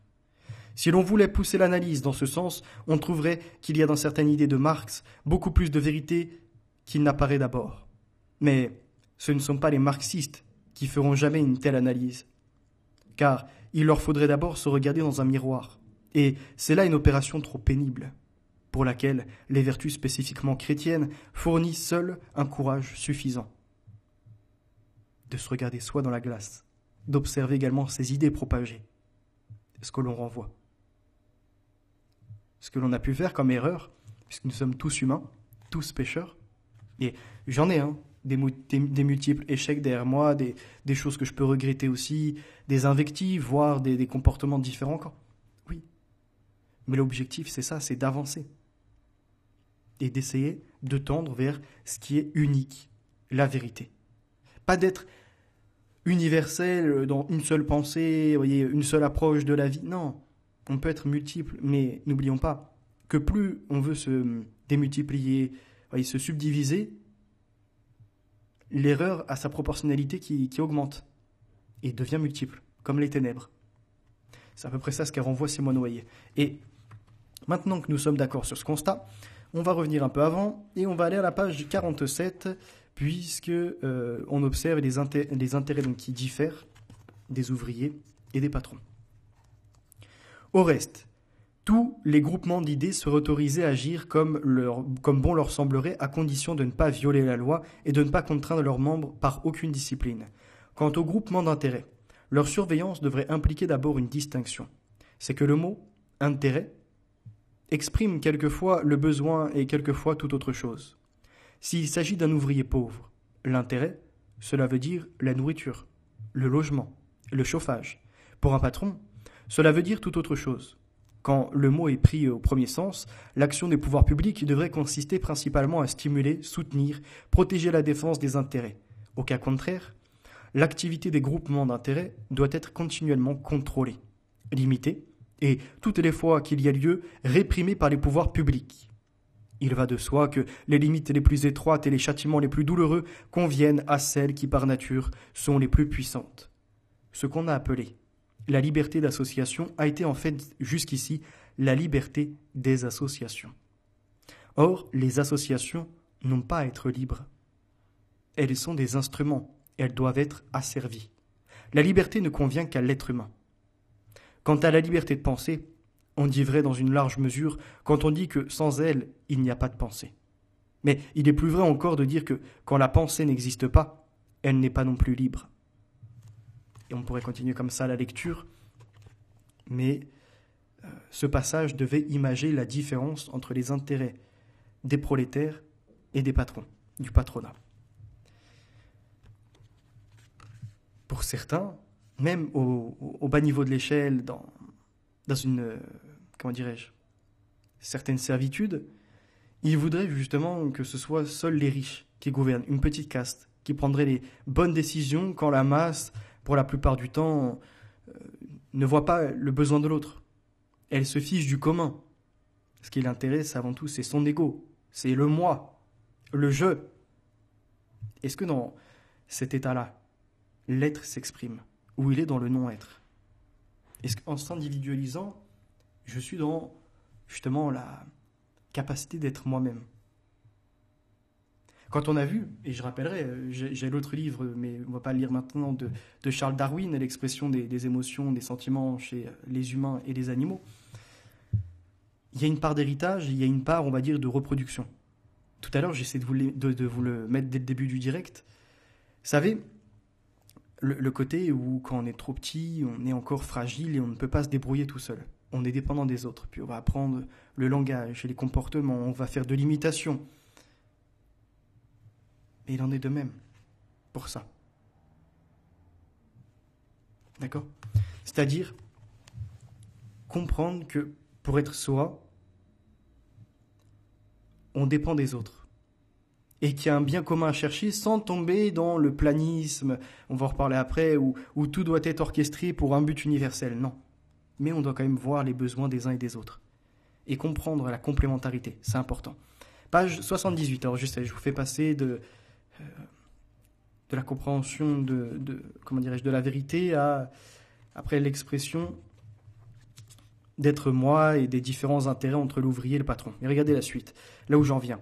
C'est page 78. Mais cette faible marque d'attention est la seule. Non seulement on ne pense pas au bien-être moral des ouvriers, ce qui exigerait un trop grand nombre d'efforts d'imagination, mais on ne pense même pas à ne pas meurtrir leur chair. Autrement, on aurait peut-être trouvé autre chose pour les mines que cet affreux marteau-piqueur à air comprimé qui agite des secousses ininterrompues pendant 8 heures, l'homme qui est accroché. On ne pense pas non plus à sa demande si la nouvelle machine, en augmentant l'immobilisation du capital et la rigidité de la production, ne va pas aggraver le danger général de chômage. À quoi sert-il aux ouvriers d'obtenir, à force de lutte, une augmentation des salaires et un adoucissement de la discipline si, pendant ce temps, les ingénieurs de quelques bureaux d'études inventent, sans aucune mauvaise intention, des machines qui épuisent leur corps et leur âme ou aggravent les difficultés économiques? À quoi leur servirait la nationalisation partielle ou totale de l'économie si l'esprit de ces bureaux d'études n'a pas changé? Et jusqu'ici, autant qu'on le sache, il n'a pas changé là où il y a eu nationalisation. Même la propagande soviétique n'a jamais prétendu que la Russie ait trouvé un type radicalement nouveau de machine, digne d'être employé par un prolétariat dictateur. Pourtant, s'il y a une certitude qui apparaisse avec une force irrésistible dans les études de Marx, c'est qu'un changement dans les rapports des classes doit demeurer une pure illusion s'il n'est pas accompagné d'une transformation de la technique, transformation cristallisée dans des machines nouvelles. Du point de vue ouvrier, une machine a besoin de posséder 3 qualités. D'abord, elle doit pouvoir être maniée sans épuiser ni les muscles, ni les nerfs, ni aucun organe, et aussi sans couper ou déchirer la chair, sinon d'une manière très exceptionnelle. En second lieu, relativement au danger général de chômage, l'appareil de production dans son ensemble doit être aussi souple que possible pour pouvoir suivre les variations de la demande. Par suite, une même machine doit être à usage multiple, très varié si possible, et même dans une certaine mesure indéterminée. C'est aussi une nécessité militaire, pour la plus grande aisance du passage de l'état de paix à l'état de guerre. Enfin, c'est un facteur favorable pour la joie au travail, car on peut ainsi éviter cette monotonie si redoutée des ouvriers pour l'ennui et le dégoût qu'elle engendre. En troisième lieu, elle doit normalement correspondre à un travail de professionnel qualifié. C'est là aussi une nécessité militaire, et de plus, c'est indispensable à la dignité, au bien-être moral des ouvriers. Une classe ouvrière formée presque entièrement de bons professionnels n'est pas un prolétariat. Elle se contredit en partie dans la condition ouvrière, puisque là-dedans, elle appelle vraiment à robotiser, automatiser tout ce qui est possible.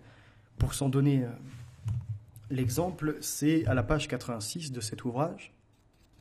Hop.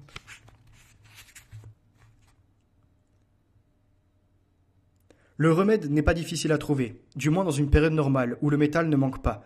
Toutes les fois qu'une fabrication exige la répétition d'une combinaison d'un petit nombre de mouvements simples, ces mouvements peuvent être accomplis par une machine automatique, et cela sans aucune exception. On emploie de préférence un homme parce que l'homme est une machine qui obéit à la voix et qu'il suffit à un homme de recevoir un ordre pour substituer à un moment telle combinaison de mouvements à telle autre. Pour substituer en un moment telle combinaison de mouvements à telle autre. Mais il existe des machines automatiques à usage multiple qu'on peut également faire passer d'une fabrication à une autre en remplaçant une came par une autre. Cette espèce de machine est encore récente et peu développée. Nul ne peut prévoir jusqu'à quel point on pourra la développer si l'on s'en donne les moyens. Donc elle veut des machines aux tâches multiples, où l'agent qui est positionné dessus ne fait pas une répétition de mouvement et au contraire peut passer d'une combinaison à une autre. Mais en fait, il viendra à s'enlacer tout autant. Imaginons même que la machine ait 3 qualités de métier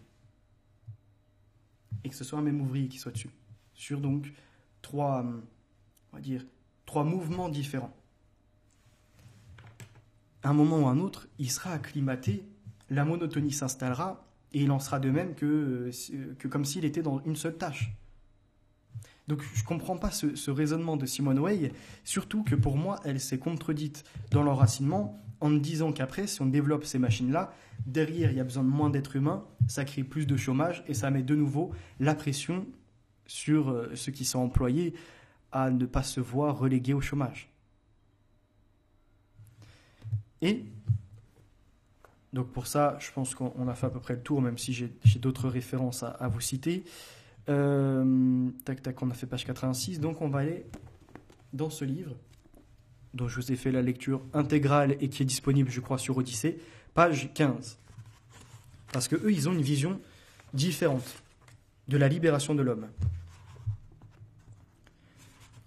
En effet, l'avenir ne dépend pas de l'intelligence, mais bien de la sagesse de l'humanité.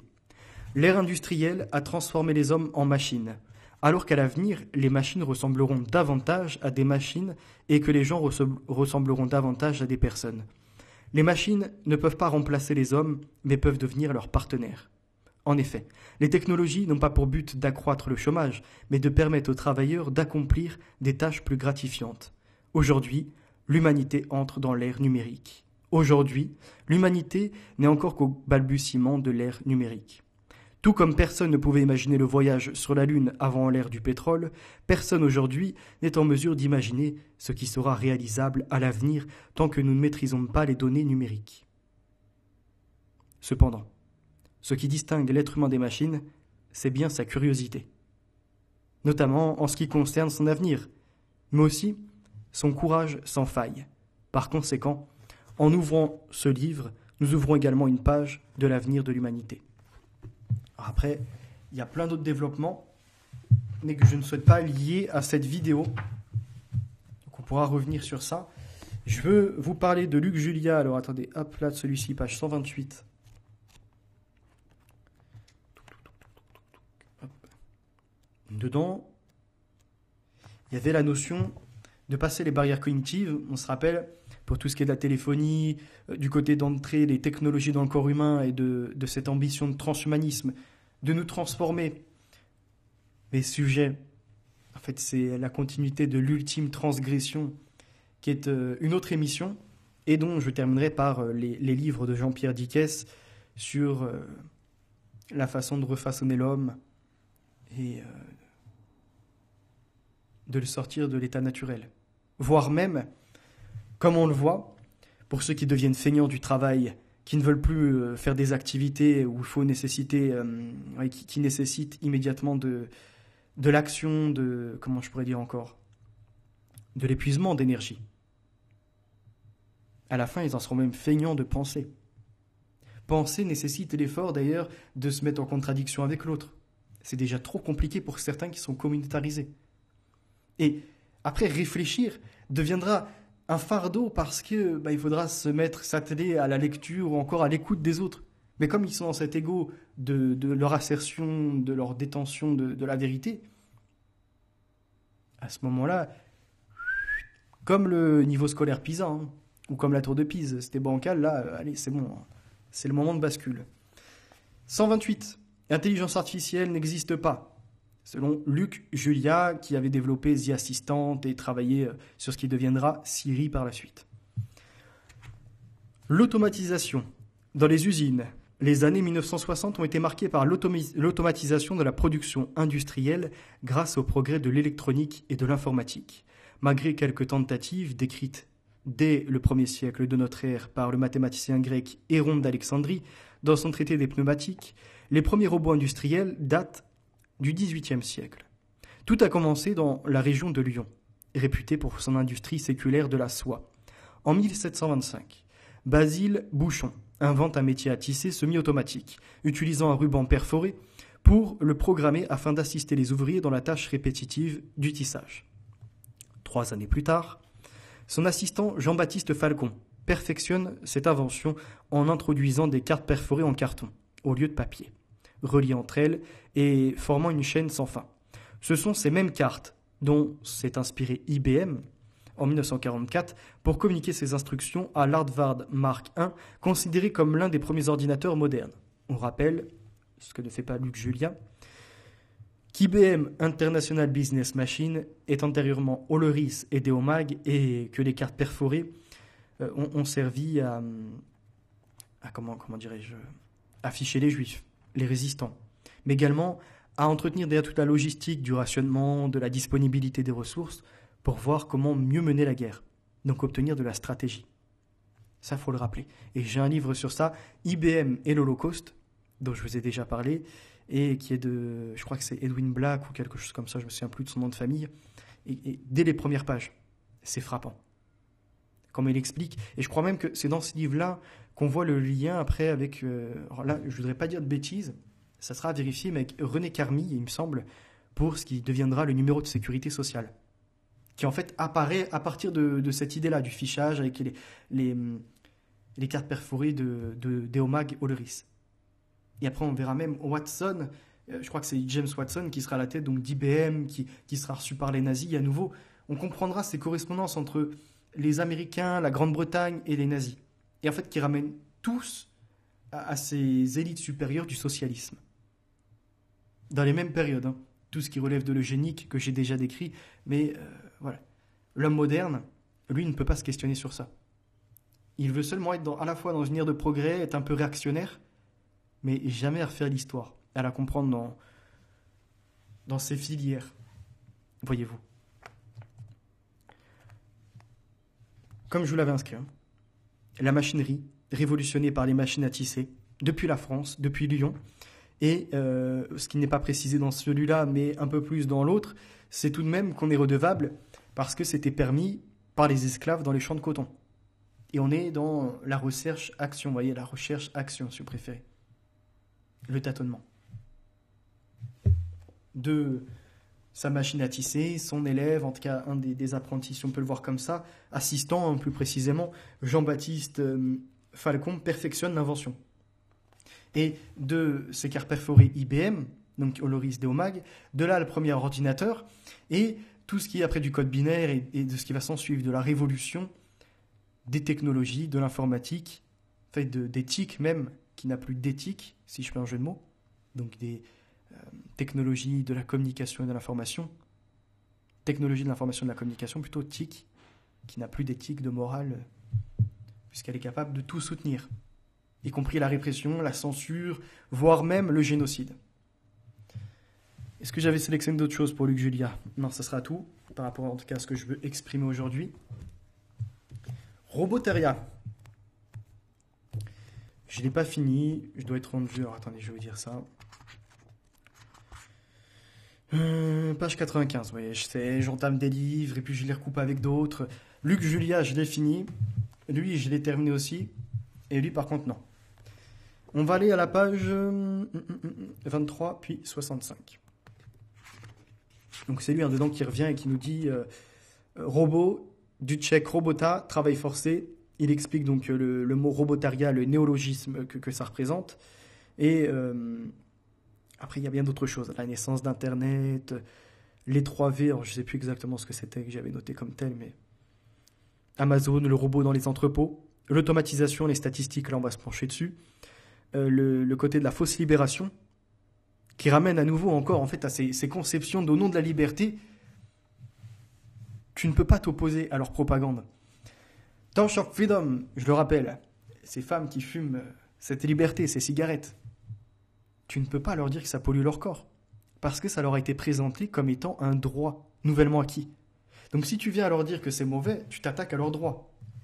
La libération sexuelle, des mœurs où il n'y a plus de mariage, où ça fornique, tu ne peux pas non plus t'attaquer à leurs droits. Parce que ça voudrait dire que tu entraves leur liberté. Alors tu dois les laisser plutôt se polluer dans la fornication, se dévaluer, se souiller. Et on peut continuer comme ça.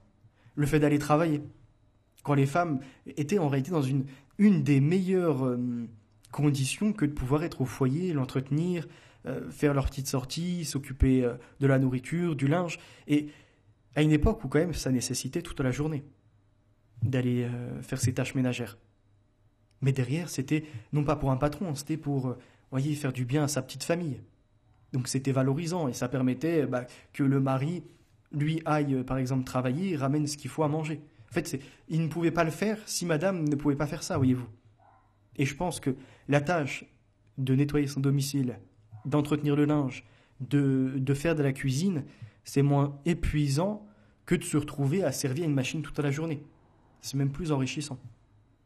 Et on en arrivait où, par le confort de l'électroménager, de tout ce qu'il en est aujourd'hui, des femmes devraient plutôt réclamer de pouvoir être au domicile. Parce que toutes ces tâches se font assez rapidement, et après ça leur laisse de la liberté, justement, la vraie liberté, de pouvoir lire, sortir, profiter voyez-vous, de paysages, d'aller se promener en forêt, de s'entretenir physiquement, ou ce genre de choses. Enfin, tout dépend des besoins des uns et des autres. Les intérêts ne sont pas les mêmes. Mais elles ont préféré, au nom de la liberté, te dire qu'elles voulaient des carrières professionnelles. Et donc se retrouver à faire des 40 heures ou plus, prises dans les bouchons, dans les embouteillages, arrivant épuisées, faisant garder les gamins parce qu'elles ne peuvent pas s'en occuper. Le matin, elle dépose le gamin à la garderie, s'ensuit après le moment où il est à l'école. Le gamin, le soir, elle ne peut pas le récupérer parce qu'elle finit à une certaine heure, il y a les bouchons, il y a ce genre de choses, donc il doit prendre les transports en commun. Il se retrouve le soir, elle ne veut même plus faire à manger parce que c'est la nouvelle génération. Elle rentre, il est 18h. Il faut se divertir un peu, elle est fatiguée. Donc le môme, on va l'aider un peu pour ses devoirs rapidement, mais par contre la bouffe, on n'a pas le temps. Donc du surgelé, des choses déjà prêtes, de l'ultra transformé. Tout ça au nom de la liberté encore. Et si tu leur dénonces ce modèle, tu sais comment vont réagir ces femmes. Mon corps, mon choix. Ma liberté, t'en fais quoi? Et on peut continuer comme ça.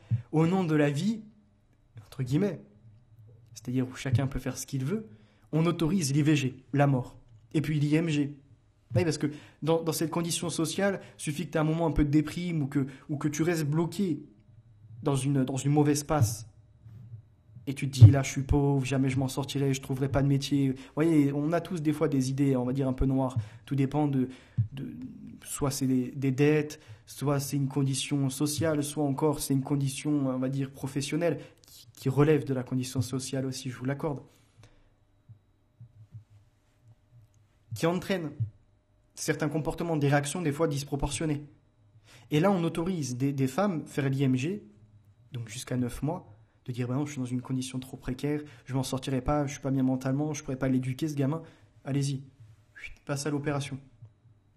J'exagère un peu parce que derrière, ça marque le cœur, ça doit marquer certainement l'esprit, mais c'est de dire la perversité de notre société où derrière, en plus, on a des professionnels qui, eux, sont de haut rang pour certains, si je puis dire, parce que avant d'arriver à être chirurgien ou encore médecin et de d'autres branches, ils ont eu des études.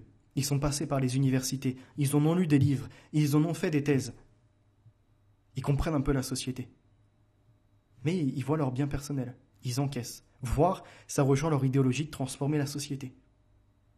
Parce qu'ils épousent peut-être un malthusianisme. Rappelons que pendant la Seconde Guerre mondiale, ceux qui ont en priorité adhéré au nazisme étaient les médecins dans la SS. Rappelons-le ça. Parce qu'ils ont regardé les gens autour d'eux et ils se sont jugés étant supérieurs et les autres inférieurs. Et ils en sont venus, comme Lippmann et d'autres, Bernays et compagnie, à dire que seule une élite doit décider pour la masse. Parce que les gens sont crétins, ne savent pas ce qui est leur bien, parce qu'ils ne sont pas assez éduqués. Et on va dire ce qu'une partie de la population, malheureusement, vient à confirmer par des mauvais comportements. Quand tu les vois dans les quartiers, ils font ouh, ils se prennent pour vraiment, ils te disent ici c'est le zoo. Comment ça c'est le zoo ici? T'en es venu à te dégrader, à t'animaliser. L'autre qui se prend pour un loup sur internet. Chacun est responsable à nouveau. On en revient à ce que je disais dans la première émission. Le libre choix. Soit te laisser tirer vers le bas, soit t'augmenter vers le haut, mais te faire preuve d'intelligence. de ne pas te laisser emporter dans des mouvements qui voudraient que tu méprises l'autre. C'est ce que j'appelle le fait de s'élever. S'élever pour mieux s'abaisser. C'est comme ça. Et ça nous ramène à la notion du Christ en soi, qui est élevé par l'Esprit, par l'accès au Père, mais qui vient s'abaisser pour l'humanité, qui montre le chemin à suivre. Et nous, comme nous sommes pécheurs, contrairement au Christ, on viendra échouer. On aura des obstacles, on viendra se confronter, on viendra même à faire des bagarres ou ce genre de choses, ou vous voyez, être dans la diatribe. Mais on saura se ressaisir à bon moment. Il y a des périodes où elles seront propices à l'intelligence. C'est ce que j'essaie en tout cas de faire actuellement, voyez-vous. Donc revenons à ça. Robotaria. Page 23. Donc la socialisation des inventions est au cœur de la pensée de Weiner. Il incombe aux scientifiques et aux ingénieurs d'ouvrir ce processus au public, d'en empêcher la monopolisation par les entrepreneurs et le marché, afin de briser la dépendance de nos sociétés envers les sciences et les techniques. En effet, en étant aux sources mêmes de l'innovation, le scientifique et l'ingénieur occupent une position clé. Weiner pense qu'ils sont responsables des innovations dont ils sont à l'origine, mais aussi de leur socialisation. Les nouvelles machines introduisent des changements sociaux radicaux, affirme Weiner, convaincu que de nouvelles formes de régulation sociale doivent être mises en place pour accueillir ces changements de manière harmonieuse. L'auteur s'intéresse particulièrement à l'impact de l'automatisation qu'il assimile à l'esclavage. L'automatisation à l'esclavage. Mais des loups divergents vont nous dire, eux, par contre, que c'est la libération. L'automatisation provoquera, selon Weiner, la suppression des emplois peu qualifiés, en remplaçant l'homme partout où son cerveau est réduit à un acte réflexe. L'automatisation s'attaque aussi au processus de décision. Elle pourrait libérer l'humanité des tâches les plus pénibles et réduire grandement le temps de travail. Mais si la société ne met pas en œuvre un certain nombre de réformes, elle ne peut être porteuse que de chômage et de troubles sociaux. Ce qu'ils entendent par réforme, c'est un salaire universel. C'est occuper les gens. Parce que je vous l'imaginais l'autre jour avec ceux qui sont au RSA et qui se lèvent à pas d'heure et viennent à se coucher après, pareil, à faire du bruit, à déranger les voisins, à ne plus considérer l'autre parce que ils sont dans leur propre jouissance. D'ailleurs, ils n'ont plus d'objectif de vie. Ils se réveillent, c'est juste pour aller se droguer ou pour vaquer à des occupations qui ne les amèneront nulle part. Comme enchaîner les lives TikTok.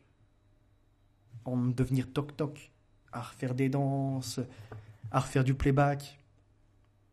Et ça se pense être dans la création, alors que c'est seulement dans l'aliénation, dans le mouvement de suivisme.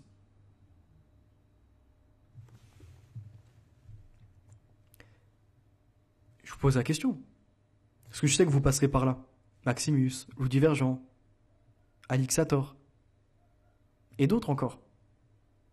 C'est quoi vos solutions ?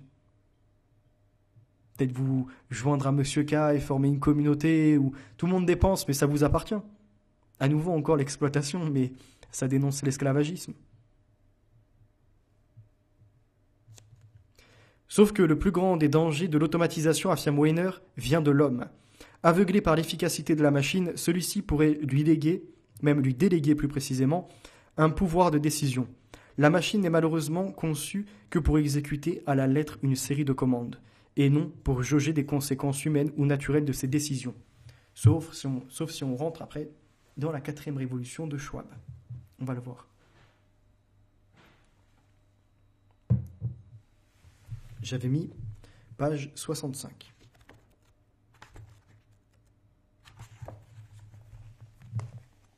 Si ça vous intéresse, je ne sais pas si vous le voyez. Il y a plusieurs graphiques. Page 65. Des grands noms de l'informatique en sont responsables. C'est par exemple Oracle, qui va éliminer le plus grand nombre de postes, 441. NetApp en supprime également 160. Même Google va se séparer de 94 employés. Comme l'explique un analyste local, je le cite, « Certaines entreprises du secteur embauchent et licencient à la fois. Elles veulent parfois faire évoluer les compétences dont elles disposent en interne. Cette tendance semblerait se confirmer sur l'ensemble des pays de l'OCDE, et notamment si l'on se réfère aux nombreuses études prospectives depuis 2013 qui se fixent pour objectif de définir les impacts sur le marché du travail des effets conjugués du tsunami numérique, big data, intelligence artificielle, robotique. Toutes ces études attestent d'un très fort degré d'automatisation des emplois à l'horizon 2025, à commencer par les travaux précurseurs de deux chercheurs d'Oxford University, Frey et Osborne en 2013. Les études qui suivent, toutes inspirées de leur méthodologie, établissent une moyenne des risques d'automatisation des emplois en Europe autour de 40%. 40% des emplois sont menacés par l'automatisation et la robotisation. On va faire quoi ? C'est-à-dire que là, on ne sera plus dans la liberté économique dont on va reparler après avec Hayek. Parce que l'argent a son utilité quand même. Rendez à César ce qui appartient à César, mais ce qui était fait à son effigie. Maintenant, si vous avez la possibilité d'avoir des valeurs fiduciaires qui vous permettent, on va dire, de faire des échanges sur un marché commun pour éviter les intermédiaires qui s'en mettent plein les fouilles, faites-le. C'est votre liberté d'ailleurs. Mais si vous n'avez plus de revenus, que vous êtes dépendant de quelque chose d'universel décidé par l'État, qui au passage vous imposera un quota carbone, à ce moment-là, vous êtes vraiment dépendant d'un plan orchestré et qui vous dicte, à gauche, à droite, stop, assis. Vous devenez servile. Et là, on le voit, 40% des emplois menacés dans Robotaria, même si c'est moins. Dans le secteur de la banque, déjà, il y a certaines choses qui vont disparaître au niveau des centres d'octroi. Ils vérifiaient les pièces, ils comparaient, en fait, ils regardaient si ce qui était déclaré au revenu correspondait bien, à ce qui est sur l'avis d'impôt, est-ce qu'il est vrai. Vous voyez, il y a des authentifications de documents. Aujourd'hui, ça passe à la moulinette. Les intelligences artificielles, elles sont capables de recouper avec les QR codes, de refaire des liens d'établissement, avec... on va dire des services numériques, tous s'universalisent de cette sorte et se numérisent. Allons maintenant dans ceci. Alors, ce n'est pas le meilleur des livres de Schwab, Covid-19, la grande réinitialisation, mais je vous le prends parce qu'en fait, à la page 171, il parle justement de la 4e révolution industrielle. Je vous ai déjà lu cet ouvrage, je vous ai même ajouté des prospections dedans, et à nouveau, je reviens à confronter Louis Divergent avec sa position favorisant l'intelligence artificielle, la robotisation, l'automatisation. Donc page 171. Dedans, pareil, il parle aussi de la montre connectée. Fut une époque, moi je voyais plutôt le very chip, l'implant, le côté de cette puce RFID. Et plus j'avance, mieux je comprends ce qui se déroule. C'est la montre connectée qui sera imposée, qui est capable, après Big Brother qui a ses caméras partout, le moindre œil sur toi, voilà Big Mother. Tu vois, là tu es dans l'état de la mère qui est capable de voir tes sentiments. Et c'est exactement ça. Cette montre connectée sera munie de capteurs, elle l'est déjà. Mais qu'est-ce qui différencie, comme je le mettrai dans un des freestyles, avec la personne en semi-liberté, le prisonnier en semi-liberté qui a un bracelet électronique à la cheville, quand toi tu es dans ton idée d'avoir une montre connectée au poignet, au-delà des pas mesurés. Celle qui est au poignet, elle est capable de mesurer ta chaleur corporelle, ton rythme cardiaque. Et elle est même, pour les plus perfectionnés, munie de micro. Donc elle sait que tes interlocuteurs, comment tu es. On sait si ton rythme cardiaque augmente, chaleur corporelle, et d'autres encore éléments analysables par les capteurs, afin de voir si avec tes interlocuteurs, tu es dans le vrai ou le faux. Est-ce que tu joues un personnage ou est-ce que les conversations dont vous venez à échanger sont vraies ? Certes, toi tu ne disposes pas de l'application qui te permet de voir qu'ils analysent en temps, en heure tes comportements, les sujets qui peuvent t'animer ou te rébuter, te plaire ou au contraire t'éloigner. Vous rentrez dans cette société, mais les deux pieds dedans, c'est même pas vous mettez un petit orteil pour voir si l'eau elle est froide ou elle est chaude, vous avez plongé. Et vous allez finir dans un état d'électrocution. Je sais plus comment on appelle ça, vous voyez, pour les gens qui ils viennent à peine de manger, ils se mettent à la mer et hop, ils font une réaction et c'est le côté électrique et ils en crèvent. Et vous, c'est pareil, vous ne souhaitez pas vous mouiller la nuque. Et directement, coup du lapin, la violence, le côté brutal. Entrer dans la technologie coûte que coûte. La promotionner parce qu'elle libère. Ah bon? Elle libère quoi? Regardez ça. Klaus Schwab, Forum économique mondial, tout le monde est au courant, regardez ça. Réinitialisation technologique. Lors de sa publication en 2016, la 4e révolution industrielle avançait. Je cite. La technologie et la numérisation vont tout révolutionner. Ce qui rendra pertinent l'adage utilisé à outrance et souvent à tort. Cette fois-ci, c'est différent. Pour dire les choses simplement, les grandes innovations technologiques sont sur le point d'alimenter un changement capital dans le monde entier.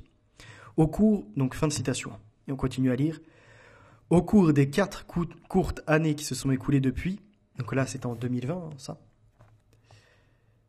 le progrès technologique a évolué à une vitesse impressionnante. L'IA, intelligence artificielle, est maintenant partout autour de nous. Des drones, et de la reconnaissance vocale, aux assistants virtuels, aux logiciels de traduction. Nos appareils mobiles sont devenus une partie intégrante et permanente de notre vie personnelle et professionnelle, nous aidant sur de nombreux fronts différents, anticipant nos besoins, nous écoutant et nous localisant, même lorsque l'on ne leur demande pas.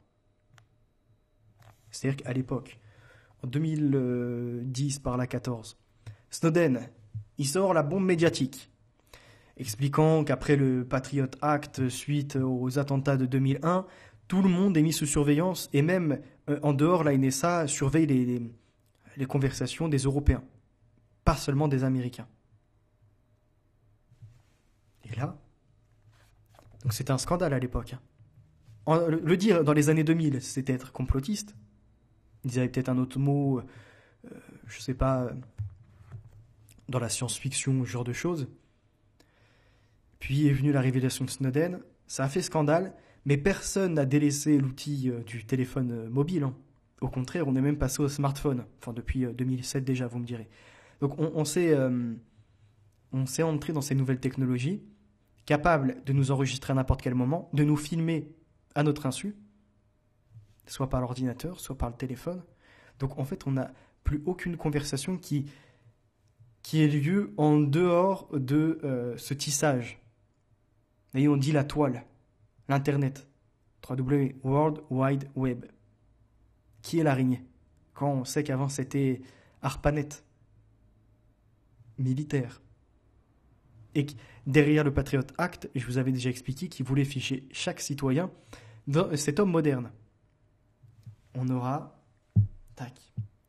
toutes les informations, critères physiques, etc., les activités qu'il a menées, les entreprises qu'il a fait, son cercle social, qui le côtoie, ce qu'il peut échanger avec eux, les recherches qu'il fait sur Internet, est-il un dissident ou au contraire un adhérent à tel parti politique? Au niveau des idées religieuses, est-il extrême, tempéré ou carrément souple? Tout va s'établir en critères par un fichage international. Et c'est déjà le cas d'ailleurs. Je ne sais plus comment ça s'appelait. Il y a une vidéo qui existe sur pareil sur Odyssée, excusez-moi, que vous retrouverez.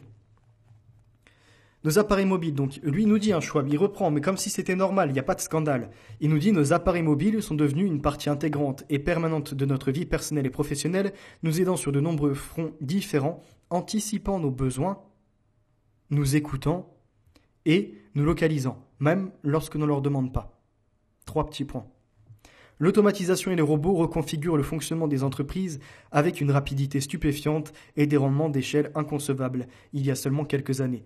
L'innovation en génétique, avec la biologie synthétique qui se profile à l'horizon, est également passionnante, ouvrant la voie à des développements révolutionnaires dans le domaine des soins de santé.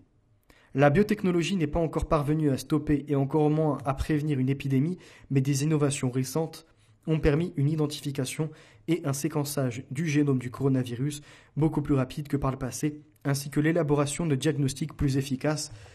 Et je vous avais lu le livre Je m'y perds dans tous ces personnages-là de Bill Gates. Comment prévoir ou prédire la prochaine pandémie, qui est disponible pareil sur Odyssée. Dedans, il nous parle de diagnostics qui seront faits à notre domicile. En fait, il rejoint Klaus Schwab quand il nous parle, dans son livre, donc celui-ci, de la télémédecine. Des gens qui voudront se contrôler en permanence et se conformer de facto à une sorte d'artefact, une sorte de prototype plus précisément qu'il aurait mis. Oui, un patron, il faut le respecter. C'est pas le patron le supérieur, quoi qu'on revient à la même idée. Et respecter les formes, les choses qui ont été déjà constituées. Et après, on peut continuer la lecture de celui-là, hein, parce qu'il nous parle de bien d'autres choses, du flicage, de la surveillance du capitalisme, donc de la télémédecine, de la montre connectée, de son côté révolutionnaire. Et je vous mène à ça, tout petit livre, Dédale et Icare, où l'on rentre dans l'artificialisation du monde, de nos relations. L'homme moderne est-il vraiment en progression ou au contraire en régression? Telle est la question. Et vous vous rappelez, donc on avait lu De la ville au technocosme, je vous avais mis quelques passages. Aujourd'hui, on va reprendre un peu cette notion-là, qu'on va recouper avec ça.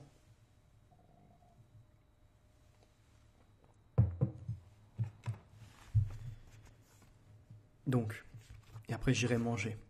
Commence à se faire l'heure. Est-ce que je vous prévois, parce qu'on a 1h40, si on va tout faire, je pense. On va voir. Si j'ai un petit creux, vraiment, je mettrai une pause et j'essaierai de reprendre. On fera une dernière émission qui clôturera le tout. L'alternance du jour et de la nuit est une entrave à la liberté de l'activité humaine, qui doit disparaître comme les autres entraves spatiales et temporelles. Je pense qu'à long terme, tout ce que la physique appliquée pourra faire pour nous sera d'abolir ces entraves. Elle nous permet de posséder plus, voyager plus et communiquer plus. Je ne tenterai pas de prédire en détail les futurs progrès des transports et des communications. Ils ne sont limités que par la vitesse de la lumière. Nous avançons vers une situation où deux personnes, prises au hasard sur Terre, pourront être pleinement présentes l'une à l'autre en moins d'un 24e de seconde. Nous n'atteindrons jamais cette limite, mais nous nous en rapprocherons indéfiniment. Les avancées dans cette direction tendent à unifier de plus en plus l'humanité, à rendre la vie de plus en plus complexe, artificielle et riche de possibilités, et à augmenter indéfiniment la capacité humaine à faire le bien et le mal. Mais il y a deux conditions préalables à tout progrès de ce type, des ressources continues d'énergie mécanique et d'énergie humaine.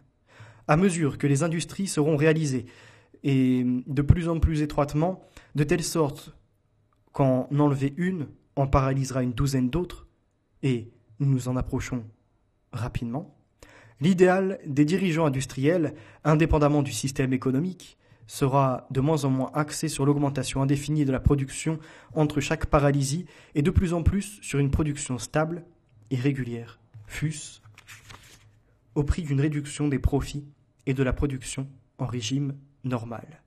Il est fort possible que le capitalisme lui-même exige que le contrôle de certaines industries clés soit complètement laissé aux ouvriers de ces industries, simplement pour limiter les grèves sporadiques.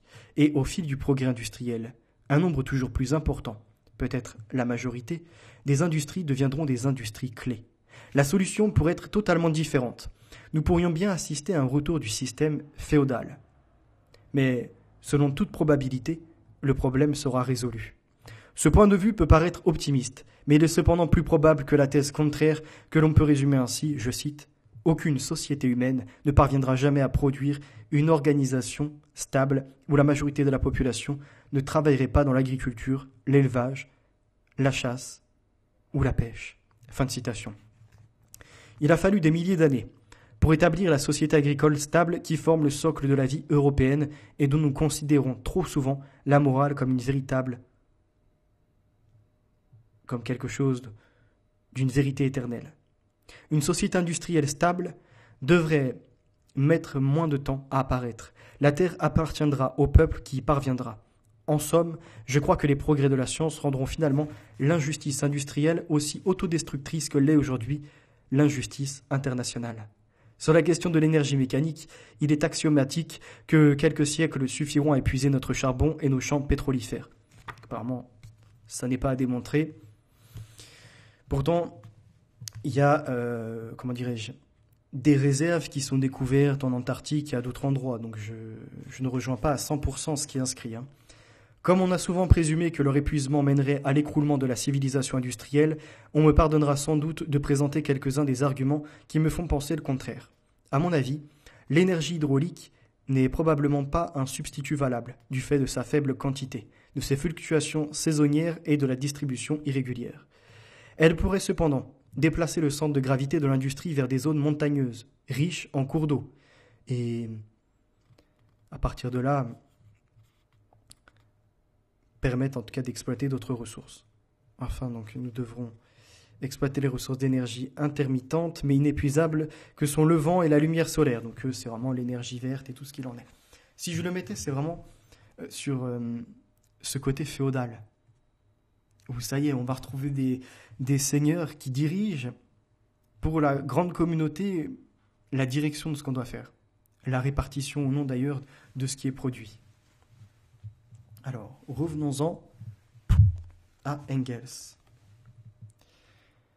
Il y a d'autres choses que je voulais voir dans Dédale et Icare, mais je vous avoue que quand je suis en direct, il y a des fois des pensées qui m'échappent et j'essaie quand même de suivre. Là, on a 1h45. Je veux pas que les formats soient trop longs, en fait. Page 53. Donc, on revient un peu en arrière.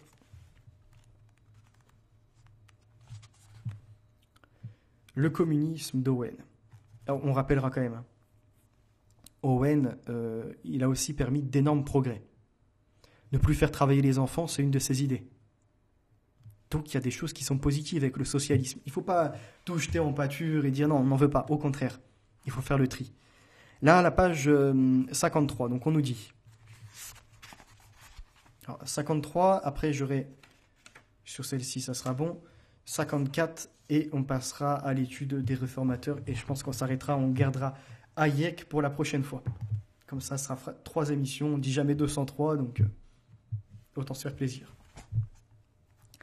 Les circonstances relativement favorables dans lesquelles il les avait placés étaient encore loin de permettre un développement complet et rationnel des caractères et des intelligences, et encore moins le libre exercice des facultés. Je cite. Et pourtant, la partie laborieuse de ces 2500 hommes produisait autant de richesses réelles pour la société qu'une population de 600 000 hommes n'aurait pu le faire, et il y a un demi-siècle de cela. Je me demandais, qu'est devenue la différence entre la richesse consommée par ces 2500 hommes et celle qu'auraient consommée 600 000 de ces hommes? Fin de citation. La réponse était simple. Elle a été consacrée à payer aux propriétaires de l'établissement 5% d'intérêt pour le capital engagé, outre un profit réalisé de 300 000 livres sterling. Ce qui était vrai pour New Lanark l'était à plus forte raison pour toutes les fabriques d'Angleterre. Je cite. Sans cette nouvelle richesse créée avec l'aide des machines, on n'aurait pas pu soutenir les guerres contre Napoléon pour le maintien des principes aristocratiques de la société. Et pourtant, cette nouvelle puissance était l'œuvre de la classe ouvrière. Fin de citation. Elle devait donc lui appartenir. Les nouvelles forces de production qui jusque-là n'avaient servi qu'à enrichir les minorités et à servir les masses devinrent, pour Owen, les bases de la réorganisation sociale. Elles étaient destinées à appartenir à la communauté et à n'être employées que pour le bien-être commun. De cette manière, pratique, conséquence pour ainsi dire de calcul commercial, naquit le communisme de Robert Owen. Il conserva toujours ce caractère pratique. Ainsi, en 1823, Owen proposa de remédier à la misère de l'Irlande par des colonies communistes. Il soumit tout un état détaillé des frais d'établissement, des dépenses annuelles et des revenus probables. Son plan définitif de réforme est étudié si minutieusement et avec une telle connaissance pratique que, si l'on concède sa méthode de réforme, on ne trouve pas d'objection à lui faire même au point de vue technique. L'adhésion au communisme fut le moment critique de la vie d'Owen. Tant qu'il s'était contenté du rôle de philanthrope, il n'avait récolté que richesse, approbation, honneur et renommée. Il fut l'homme le plus populaire d'Europe. Non seulement les bourgeois, mais les hommes d'État, les princes l'écoutaient et l'approuvaient. Mais lorsqu'il se fit l'apôtre du communisme, tout changea. D'après lui, 3 grands obstacles empêchaient toute réforme sociale. Je l'avais gardé pour après, mince. C'est pas grave, on va le mettre quand même.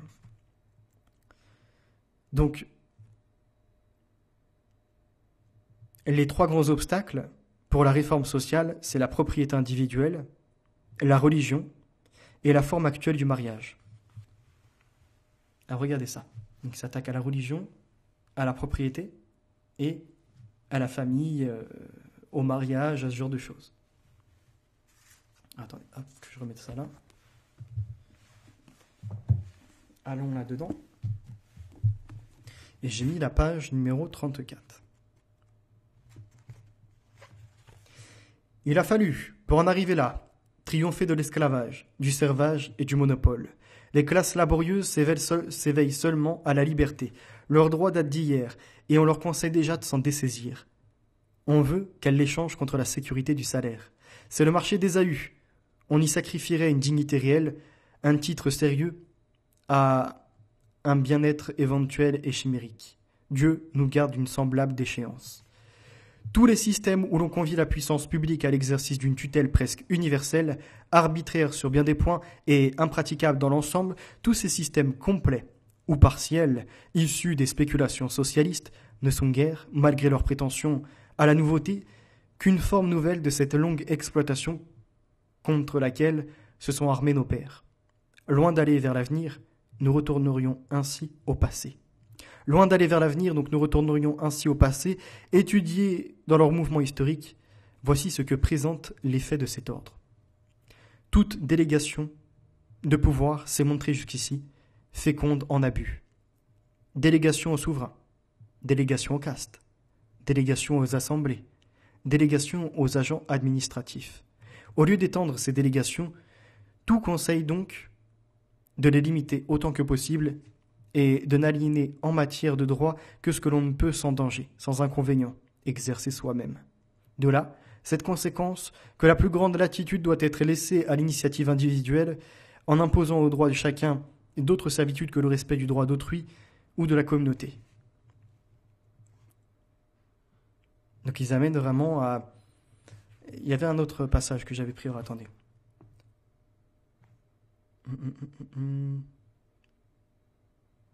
Je vous renverrai, on en reparlera la prochaine fois. On arrive à 2 heures. Donc prochaine fois, on reviendra sur ça. Hayek, la route de la servitude. Là, je vais le finir. Et dedans, il y a plein de choses intéressantes. Justement, qui viendront mettre du contraste par rapport à tout ce qu'on a vu avant. J'ai aussi 2 petites surprises. L'esclavage en terre d'islam. Là, je suis rendu à la page 75 et on reverra les lois islamiques sur la charia, sur l'esclavage ou non, est-ce qu'ils ont condamné. Alors, leur prophète d'un côté qui invite à libérer les gens, mais de l'autre qui a par exemple enlevé la taxe sur les esclaves. On verra que dans certains harems, il y avait des gens qui possédaient 1000, 2000, voire 5000 femmes esclaves, dont ils pouvaient se donner à la sexualité la plus dépravée avec elles. Et entre autres des blanches. Quand les noirs, eux, étaient asservis, par exemple, au champ. On en reparlera. Excellent travail, l'esclavage en terre d'islam, et que je recouperai avec un autre livre sur, pareil, le côté, tout ce qui est des rapports sexuels et ce genre de choses. Enfin, il y a ce livre. Alors j'avais juste mis des petites références de pages, il faut que je me refasse les annotations plus sérieusement. Et on verra la chrétienté expliquée en continuité des lois de Moïse et on va dire de la révélation d'Abraham, l'islam qui se veut pareil. Et en fait, alors attendez, parce que dedans, c'est à la page... Je crois que c'est 134, un truc comme ça. Que je vous donne juste un petit exemple. La réinterprétation figurale des écritures hébraïques voit dans l'Ancien une avancée vers le Nouveau, et dans le Nouveau un correctif et un accomplissement de l'Ancien. Tout comme la venue du Christ révélait le sens spirituel de la loi hébraïque, l'ancienne alliance de Dieu avec Israël était remplacée par une nouvelle alliance avec l'Israël véritable, à savoir l'Église chrétienne. Historiquement, cette appropriation de l'autorité du judaïsme eut peu d'influence pour convertir les Juifs au christianisme. Jusqu'à ce jour, le judaïsme n'a rien cédé devant cette revendication chrétienne de récupérer et de liquider son héritage. Mais pour la mission évangélique de l'Église, cette revendication était cruciale, car elle permettait aux premiers pères de fonder leur évolution sur une tradition ancienne et donc de proclamer, contre leurs détracteurs païens, que la venue du Christ avait révélé des choses cachées depuis la fondation du monde. Logos spermatikos. Les premiers apologistes chrétiens traitèrent largement la sagesse grecque comme ils traitèrent le judaïsme, en s'appropriant son autorité. À l'imitation de divers savants juifs, Justin Martyr, par exemple, prétendit que beaucoup d'éléments justes et remarquables dans la philosophie morale grecque provenaient en réalité des écritures juives. Il alla jusqu'à prétendre que Platon avait lu Moïse et que le Christ avait été connu partiellement même par Socrate. Pour justifier l'anachronisme de cette affirmation, il élabora la notion de logos spermatikos, ou raison séminale, que Dieu aurait répandue sur le monde entier avant l'incarnation. C'est le logos spermatikos, déjà existant et largement disséminé, qui expliquait, selon lui, la présence dans la philosophie païenne de ces vérités compatibles avec la doctrine chrétienne, permettant à Socrate, Platon et d'autres sages païens de suggérer la vérité que le Christ révéla pleinement et complètement dans et par sa personne. Chez les païens, je cite, « Chacun parlait bien à partir de ce qu'il avait reçu du Verbe divin répandu dans le monde. » Fin de citation. C'est ainsi que Justin revendiquait pour le christianisme l'héritage antique des deux grandes traditions contre lesquelles l'Église accomplit sa révolution tout en s'appuyant sur elles, le judaïsme et la sagesse païenne. Ce que cet auteur fait pour les chrétiens, on pourra le faire si vous le souhaitez pour les musulmans, qui en fait viennent s'approprier ce que les chrétiens, les juifs avaient diffusé dans le monde pour former, en fait pour utiliser donc toutes les vertus qui ont été propagées et juste y venir y ajouter un peu d'horreur. Que si tu n'es pas converti à leur religion, tu dois en fait être passé par le sabre. Si tu ne mets pas l'humiliation de la capitation depuis ta propre main, oui, en fait tu leur remets de l'argent, une sorte de taxe, parce que tu reconnais leur autorité suprême sur ton dogme, ou sur ta religion, ou ta spiritualité, et c'est un asservissement. Et en fait, ils se disent légitimes, parce qu'apparemment, ils ont hérité en fait de tout ce qu'il y avait par le passé. Donc on reviendra recouper ça pour comprendre l'âge culturel, la philosophie de l'histoire, l'âge culturel, l'âge également familial, l'âge encore, oui, on peut ajouter plein d'âges comme ça jusqu'à votre âge biologique. Mais même là, ce n'est pas exact, puisque l'âge biologique, est-ce qu'on peut dire qu'il est le même pour un individu du XXIe siècle, à nouveau la critique de l'homme moderne, et de celui qui vivait par exemple, je ne sais pas, 2000 ans avant Jésus-Christ. Puisque aujourd'hui, la notion d'être est complètement différente qu'à une autre époque. La connaissance, le savoir sont démultipliés. Quand je vous prends un ouvrage comme ça et que je vous lis, qui dedans même reprend pareil des analystes, des recherches, des écrivains, des philosophes et tout ce qu'on veut, ou pareil là-dedans, on est déjà sur des héritages de plusieurs personnes et de centaines d'années. Et on reviendra donc sur la notion d'être, de ne pas être. Il y a pas mal de choses encore que je vous réserve. À très bientôt, la vérité est notre avenir, les valeurs sont ancrées, et on se retrouvera pour la 3e émission. N'hésitez pas, likez, commentez, partagez. Merci. 2 heures, très bon format.